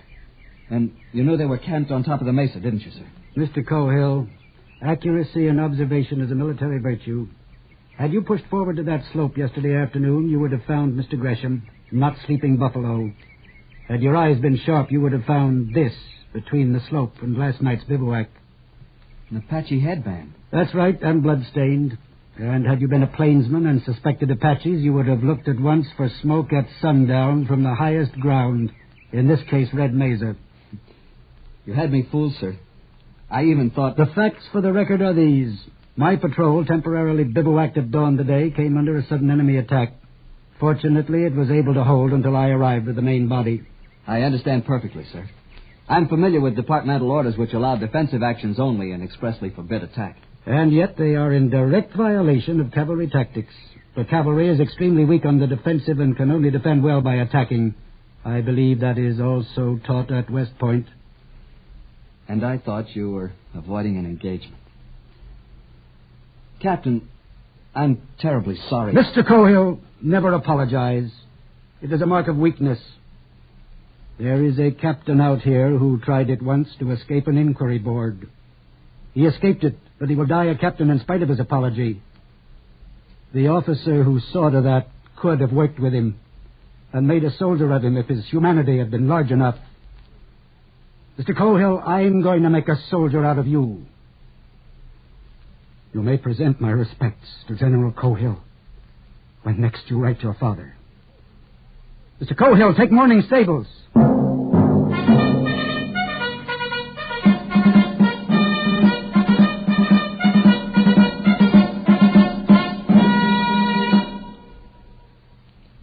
If you drive a car, remember this strange-sounding word, xylene. Xylene is one of the highest octane gasoline components known to science. Today, all Richfield gasoline contains this powerful super-octane component, xylene. With a tank full of Richfield gasoline containing xylene, you've got dynamic power at the tip of your toe. Smooth, knockless power to put you out ahead in traffic. Every gallon of Richfield gasoline contains xylene. But that's not all. There is a Richfield gasoline especially refined to fit the power requirements of your particular car. By Richfield Ethyl.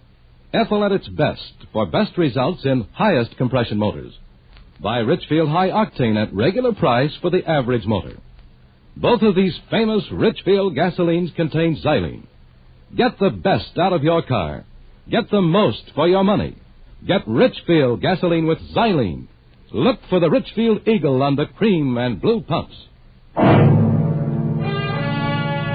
Escape is produced and directed by William N. Robeson, and tonight has presented Command by James Warner-Bella. Adapted for radio by Mr. Robeson. Featured in the cast were Harry Bartell as Lieutenant Cohill, John Hoyt as Captain Brittles, Wally Mayer as Sergeant Utterback, David Ellis as Updike, Paul Frees as Sarver, Walter Burke as Mittendorf, and Hugh Thomas as Coffin. Special music was arranged and played by Ivan Ditmars. Next week. You're standing in the observation turret of a gigantic rocket ship about to be shot into space on man's first voyage to Mars. In the heavens above you lie the magnificence of the universe, and also terrible dangers from which there is no escape. Next week at this time, the Richfield Oil Corporation of New York invites you to escape with one of the most unusual of all stories about man's attempt to conquer space, as Ray Bradbury tells it in his exciting tale, Mars is Heaven. Be listening. Goodbye, then, until the same time next week, when once again we offer you Escape. Tom Hanlon speaking. This is CBS, the Columbia Broadcasting System.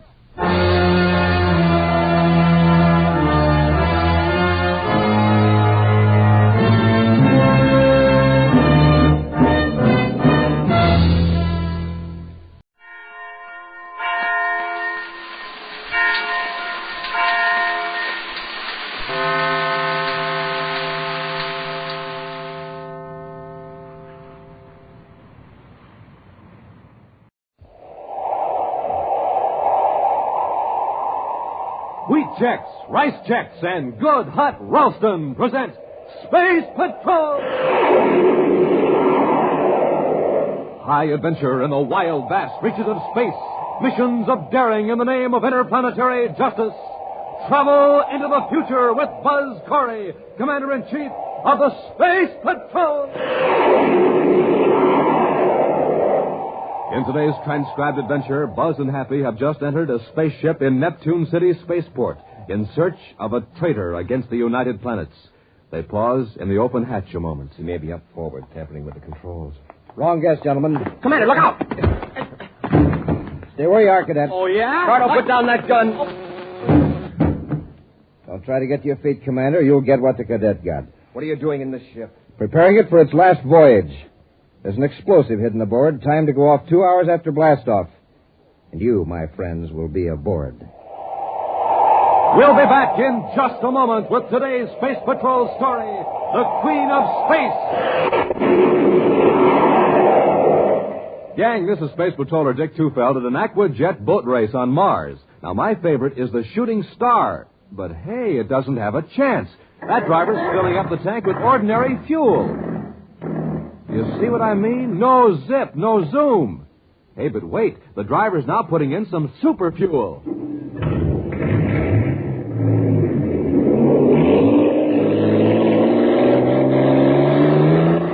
Wow, look at the Shooting Star go. Bound to be a winner now because she's supercharged. Supercharged with super fuel. Now, you want to be a winner, too, don't you, gang? You bet. In sports, in school, in everything you do. Well, then remember the story of the Shooting Star. Ordinary fuel, ordinary start. Super fuel, super start. So don't wait. Get supercharged.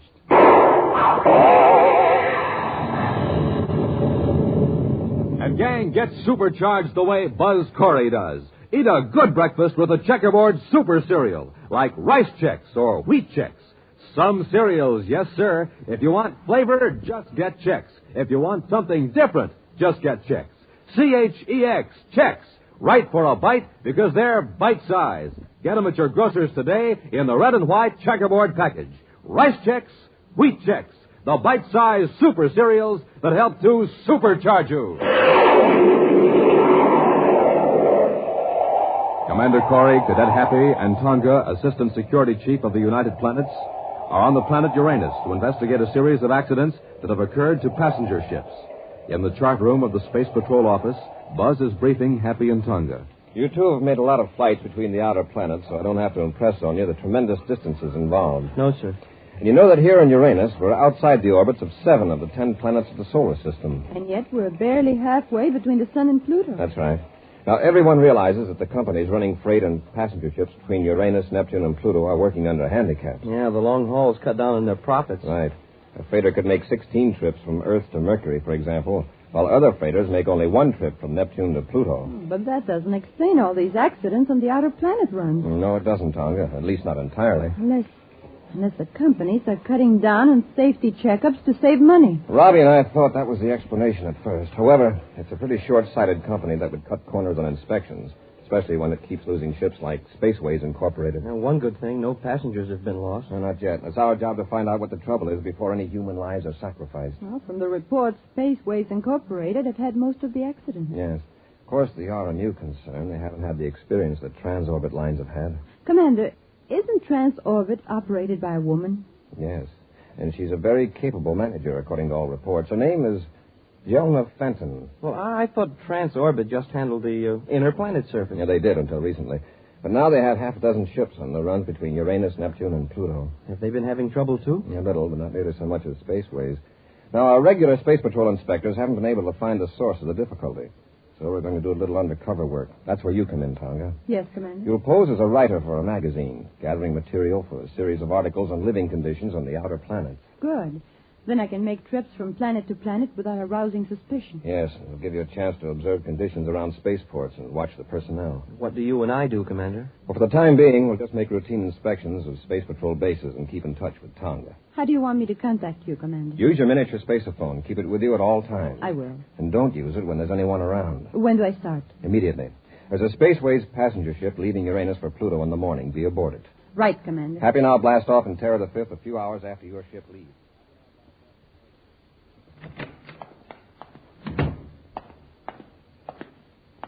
I got your message, gentlemen. What's up? You can cancel that trip to Mercury, Ricardo. You're staying here on Neptune. What about that Spaceways ship I was supposed to, fix? I've already arranged it.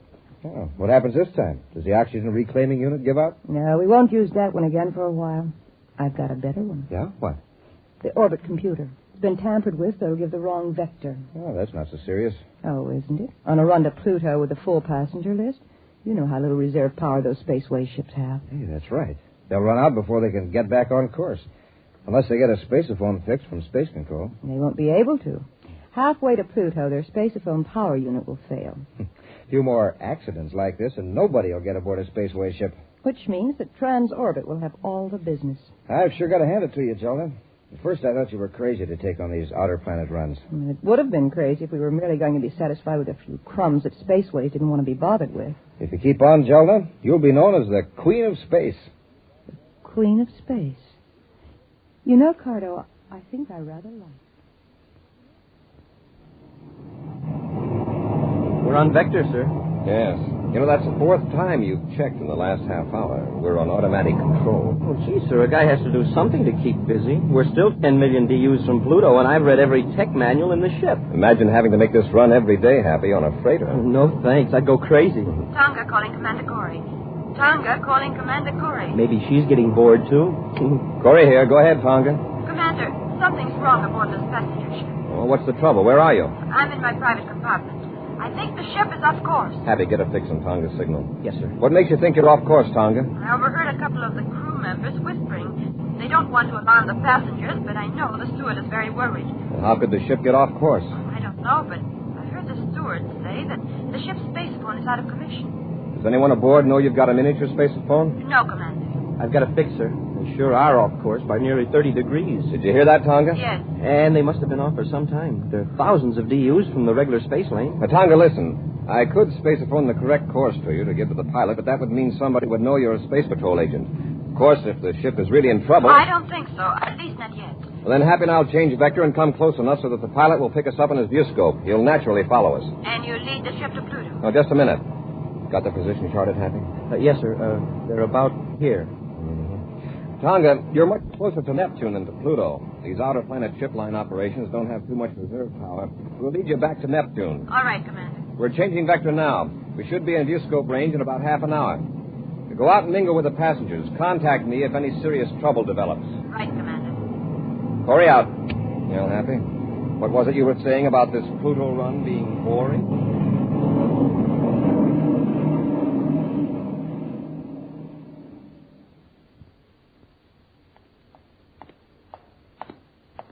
Here's that schedule of Spaceways flights, Jelna. Most of them are inward bound from Pluto. Spaceways Comet is due this afternoon at Neptune City Spaceport.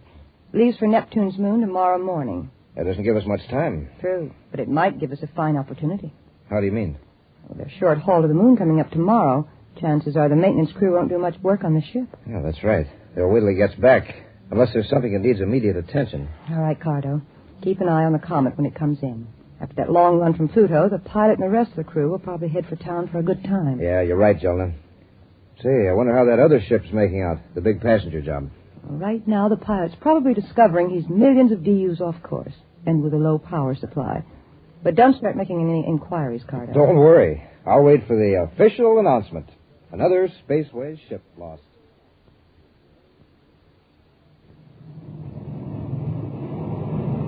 Do you think they see us, sir? They ought to. They show up strong enough in our view scope. Well, I hope the pilot has sense enough to follow us. He'll probably be very glad to, Happy. I'm going to change vector now. Watch the screen, see if he follows us. Yes, sir.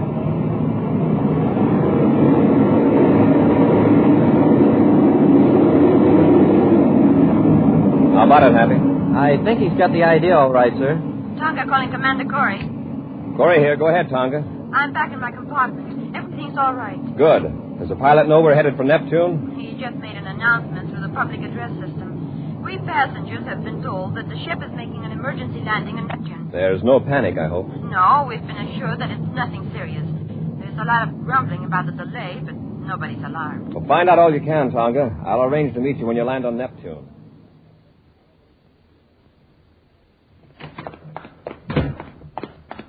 Jelna, something went wrong. What do you mean? That ship that was supposed to get lost on the run to Pluto. Well, what about it? Just landed here on Neptune, of all the rotten breaks. But the orbit computer did fail, didn't it? Yes, but a space patrol ship happened along, and the pilot followed him to Neptune. Did you say happened along? Yes. Apparently, the space patrol ship didn't even know the passenger ship was in trouble. At least the space patrol didn't attempt to make contact. Well, maybe it's better this way. Now we've got 35 or 40 unhappy passengers who'll tell their friends what an inefficient line Spaceways is. Next time they'll all take transorbit. One thing I admire about you, Jelna, you always look on the bright side of things. How about the comet? It's working out the way you said it would. The crew headed for town for a good time, and the ship is due for an overhaul after it gets back from Neptune's moon. But it won't get back, Cardo. It's going to be blown up on the way. Blown up? Yes. You can sneak aboard tonight and plant an explosive in one of the aft compartments. I suggest the emergency rations compartment. Suppose they check the ship before blastoff. It isn't likely they'd check the emergency rations before a short trip to that moon, especially when there's a major overhaul coming up in a couple of days. I've got it all worked out. The explosive will be in a regular emergency ration.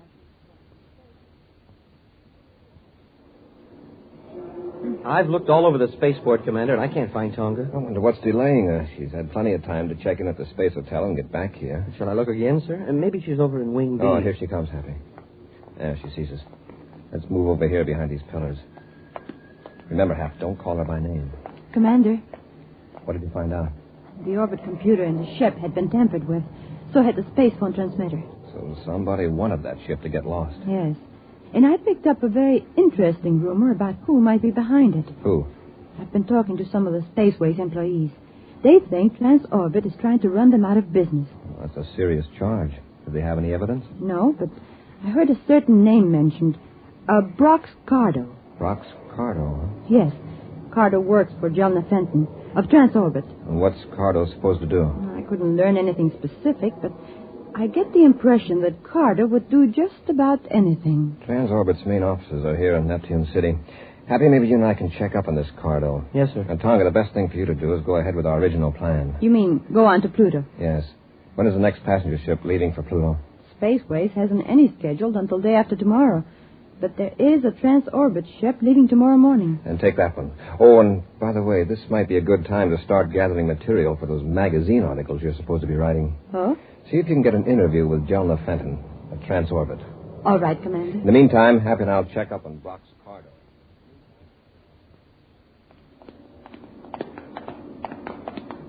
We'll slow down a little, Happy. We don't want Cardo to suspect we're trailing him. Yes, sir.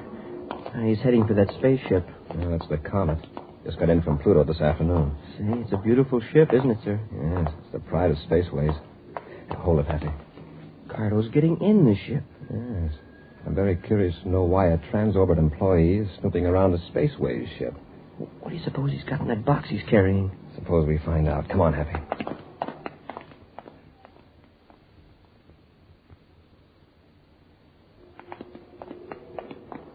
He's been in there a long time. Up the ladder, Happy. Let's find out just what he's up to in there.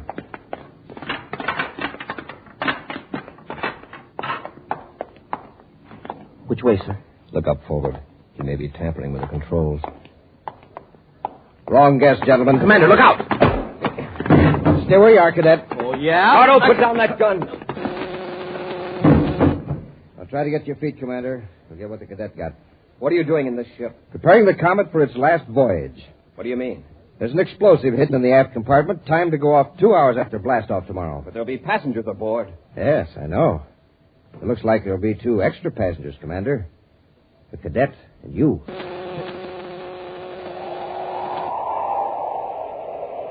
We'll be back with Space Patrol in just a moment. Gang, this is Space Patroller Dick Tufeld speaking from the Interplanetary School Stadium on Terra. Just saw a swell football game here. Listen to this crowd cheering a winner. Yes, it sure is fun when you're a winner, and here's something like that. Right, gang? But remember, to be a winner, you have to be supercharged. And here's the way to take care of that. Eat a good breakfast with Rice Chex or Wheat Chex, the bite-sized super cereals that help to supercharge you. Delicious? Why, there's sure plenty of zing in that Rice Chex flavor. And man, oh man, Rice Chex biscuits are toasted and toasted to make them crisper and crisper. And Wheat Chex? There's a flavor you'd fly to the moon for. Now remember, it's fun to be a winner, and hear this. So move right up and be a winner. Move right up to the table for a breakfast that supercharges you. A good breakfast with Rice Chex or Wheat Chex. Get them today, gang, and get supercharged.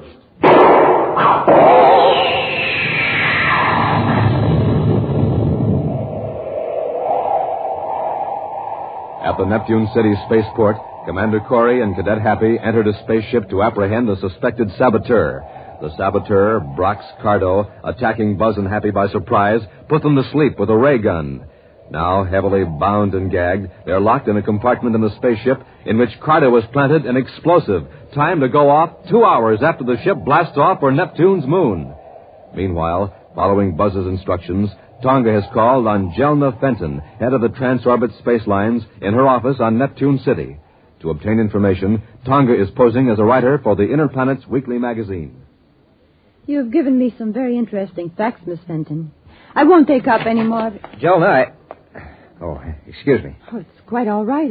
I was just leaving. This young lady's writing an article about us for the Interplanet's Weekly. Well, that's fine. Thank you again, Miss Fenton. Goodbye. Goodbye. And I think you're very wise to take a transorbit ship to Pluto. Thank you. That girl's not much of a space traveler. She was on the ship that got lost. Frightened her to death. That's so? Now I am glad that ship got here safely. She'll write up her horrible experience on a spaceways ship and give Transorbit a nice plug. Yeah, swell. Now, what I wanted to And say... I managed to work in that line of yours. You know, calling me the Queen of Space. Oh, of course, I did it very modestly. Oh, sure, John. But listen, I planted the explosive in the Comet, all right. Oh, good. Did anyone see you? Yes. Commander Corey of the Space Patrol. What? Now, don't worry. I took care of him and his cadet both. They're locked up in the ship. When the ship blows up tomorrow, they'll Wait. be...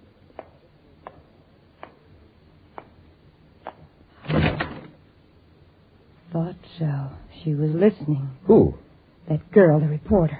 Oh, do you think she heard us? We've got to find out. Come on, Cardo. We'll follow her and see where she goes.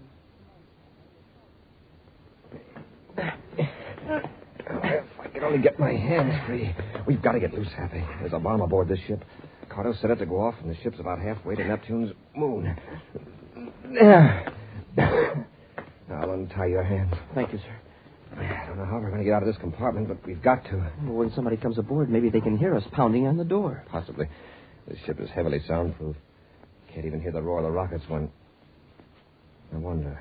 You mean maybe we've already blasted off? It could be. Listen. No. I don't hear anything. There's no telling how long that ray gun put us to sleep. If we're in flight now, that bomb may go off any second. Look, let's try banging on the door. All right, Hap. Hey, open up. Open up. Anybody out there? Open up. Oh, wait a minute. Do you hear anything? Listen. Hey, somebody's heard us. Tonga! Commander. Happy, are you all right? Yes, Tonga, but how did you know we were there? I overheard Carter tell Jelna. Oh, so we haven't blasted off? Obviously not. Now, we got to find that bomb and get it out of the ship. Yes, sir. Commander, I think Carter and Jelna are after me. They may think so, Tonga, but as a matter of fact, we're after them. As soon as we fix that bomb, we'll be on our way. Let's get at it, Happy.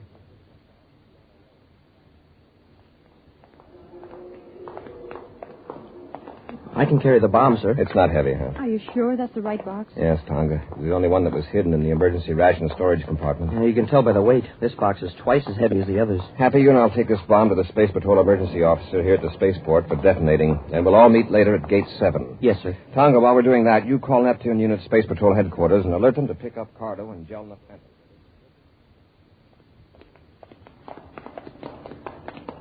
Look, there they are.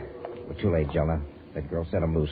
Why didn't you give the commander and that cadet another blast with a ray gun? It would have kept them unconscious till after the comet blasted off. Oh, what difference does it make now? The girl found them. Makes a lot of difference. Commander won't lose any time in getting out an alarm for us. What do we do? Well, let's get to our ship and blast off. We've got to get off Neptune.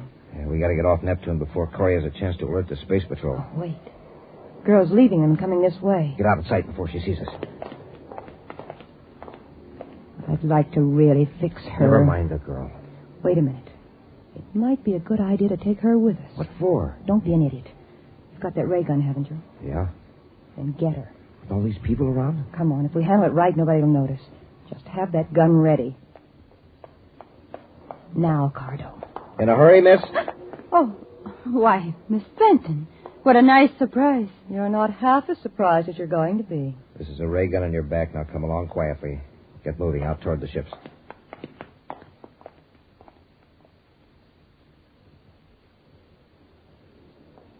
Tonga's not at Gate 7, Commander. I know, and she won't be. What? She never did call headquarters. I just checked. Tonga's not in the habit of disobeying orders. But what happened? Jelna Fenton's own private space cruiser just blasted off. I got the report from Space Control. Well, sir, do you think she has Tonga with her? That's what I'm afraid of, Happy. Get to our ship. We're going after them.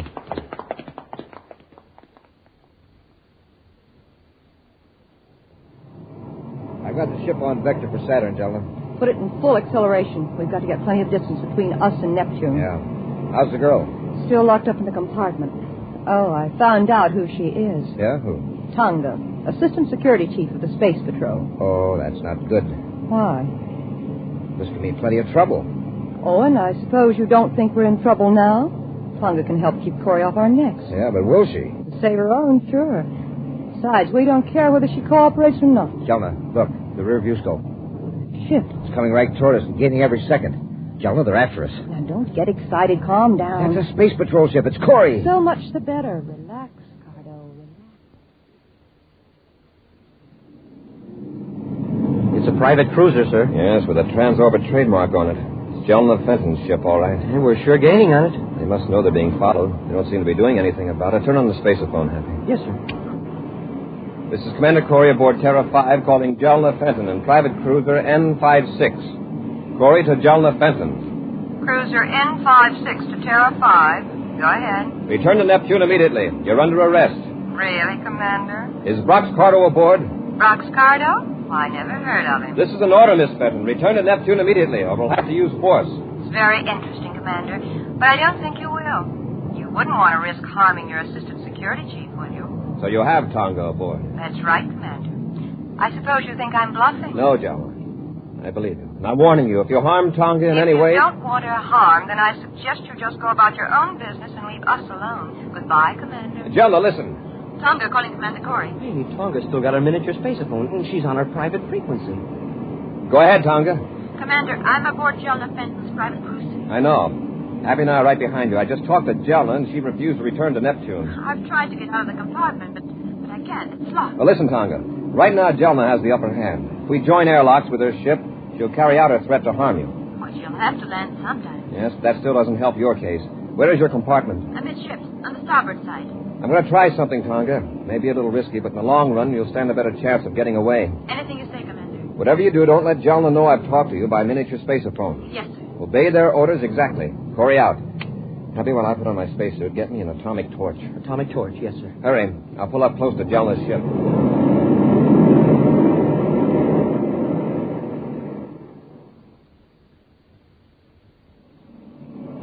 What's Corey up to? His ship's right off our starboard. I guess he doesn't believe we've got Tonga aboard. But if he starts anything, he'll find out soon enough. Corey to Jelna. Corey to Jelna. Going to talk to him? Yes. What is it, Commander? I want to be sure Tonga's aboard. Don't you trust me? I want to see that she's all right. Well, that's fair enough. Cardo, go bring Tonga up here so the commander can see her.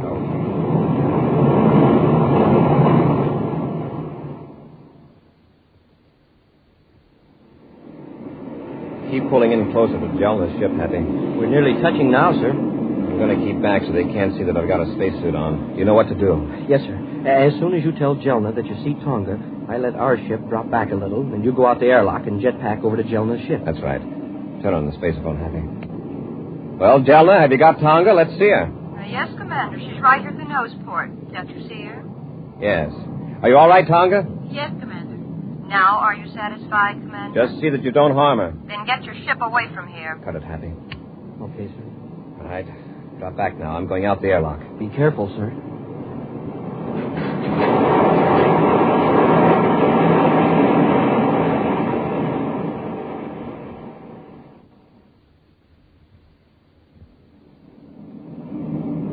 Corey's pulled his ship away. Good. He finally got some sense. I was afraid for a while he was going to connect airlocks. Would have been just too bad for Tonga if he had. I'll take her back and lock her up again. All right. Never mind. I'll take care of her. Corey! Commander! Don't reach for that gun, Cardo. Cardo! Send me your arm, Miss Benson. Let go of me, Tonga. Let go. Stop struggling. Drop it, Cardo. All right, you asked for it. Now just stay down there.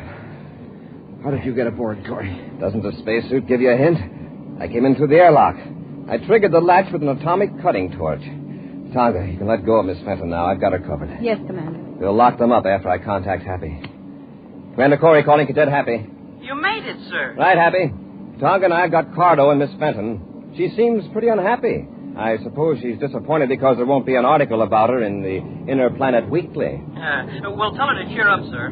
There'll be a nice long one about her in the next Space Patrol crime report.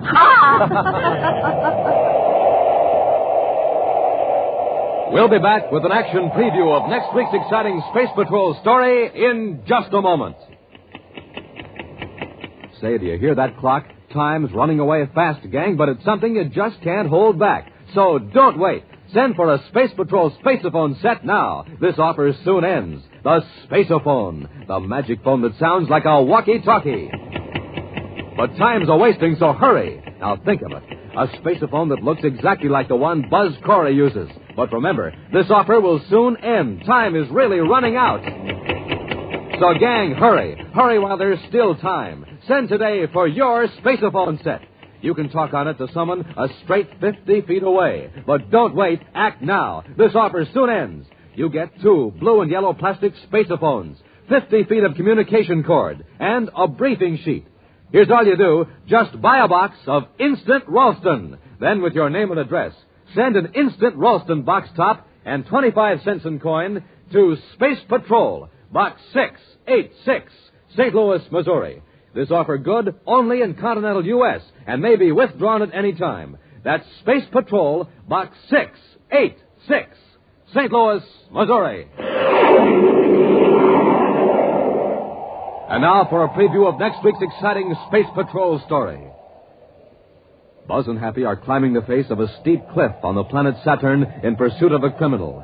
At one side of them, a great waterfall thunders down 1,000 feet to the valley below. Colgar must have reached the top, Commander. I don't see him. It's amazing. He went up this cliff like a mountain goat. It's sure hard to get a foothold. Look out, Happy. There's a rock falling. Smoke and rockets. Oh, that was close. There are more coming. Press close to the side of the cliff. Hey, it looks like the whole top of the mountain is coming down on us. That's Colgar's work. He started a landslide. And it's coming down right on top of us. What are we going to do? Be sure to be with us next Saturday for the exciting story, The Giant Bubble, when wheat checks, rice checks, and good hot Ralston again bring you Space Patrol! This is your commander, gang, with a story about the warriors in your bloodstream. Do you know what they are? They're the white blood cells, and they're warriors against disease. When a person is sick, he often needs a whole extra army of these warriors. That's just one reason why it's vital to have a big supply of blood in hospitals. Will you help me remind grown-ups that America needs more blood donations? Then join the Space Patrol Blood Boosters. Don't wait. Join today. Space Patrol, an original Mike Moser production starring Ed Kemmer as Commander Corey and Lynn Osborne as Cadet Happy, was written by Lou Houston and directed by Larry Robertson. Other players were Nina Berra, Virginia Hewitt, and Norman Jolly. Dick Tufeld speaking. Now, don't forget to tune in next Saturday and every Saturday when Wheat Checks, Rice Checks, and Good Hot Ralston again present the new exciting Space Patrol. And be sure to see another exciting Space Patrol program on your local ABC television station. Consult your newspaper for time and channel. Space Patrol comes to you transcribed from Hollywood. This is ABC Radio Network.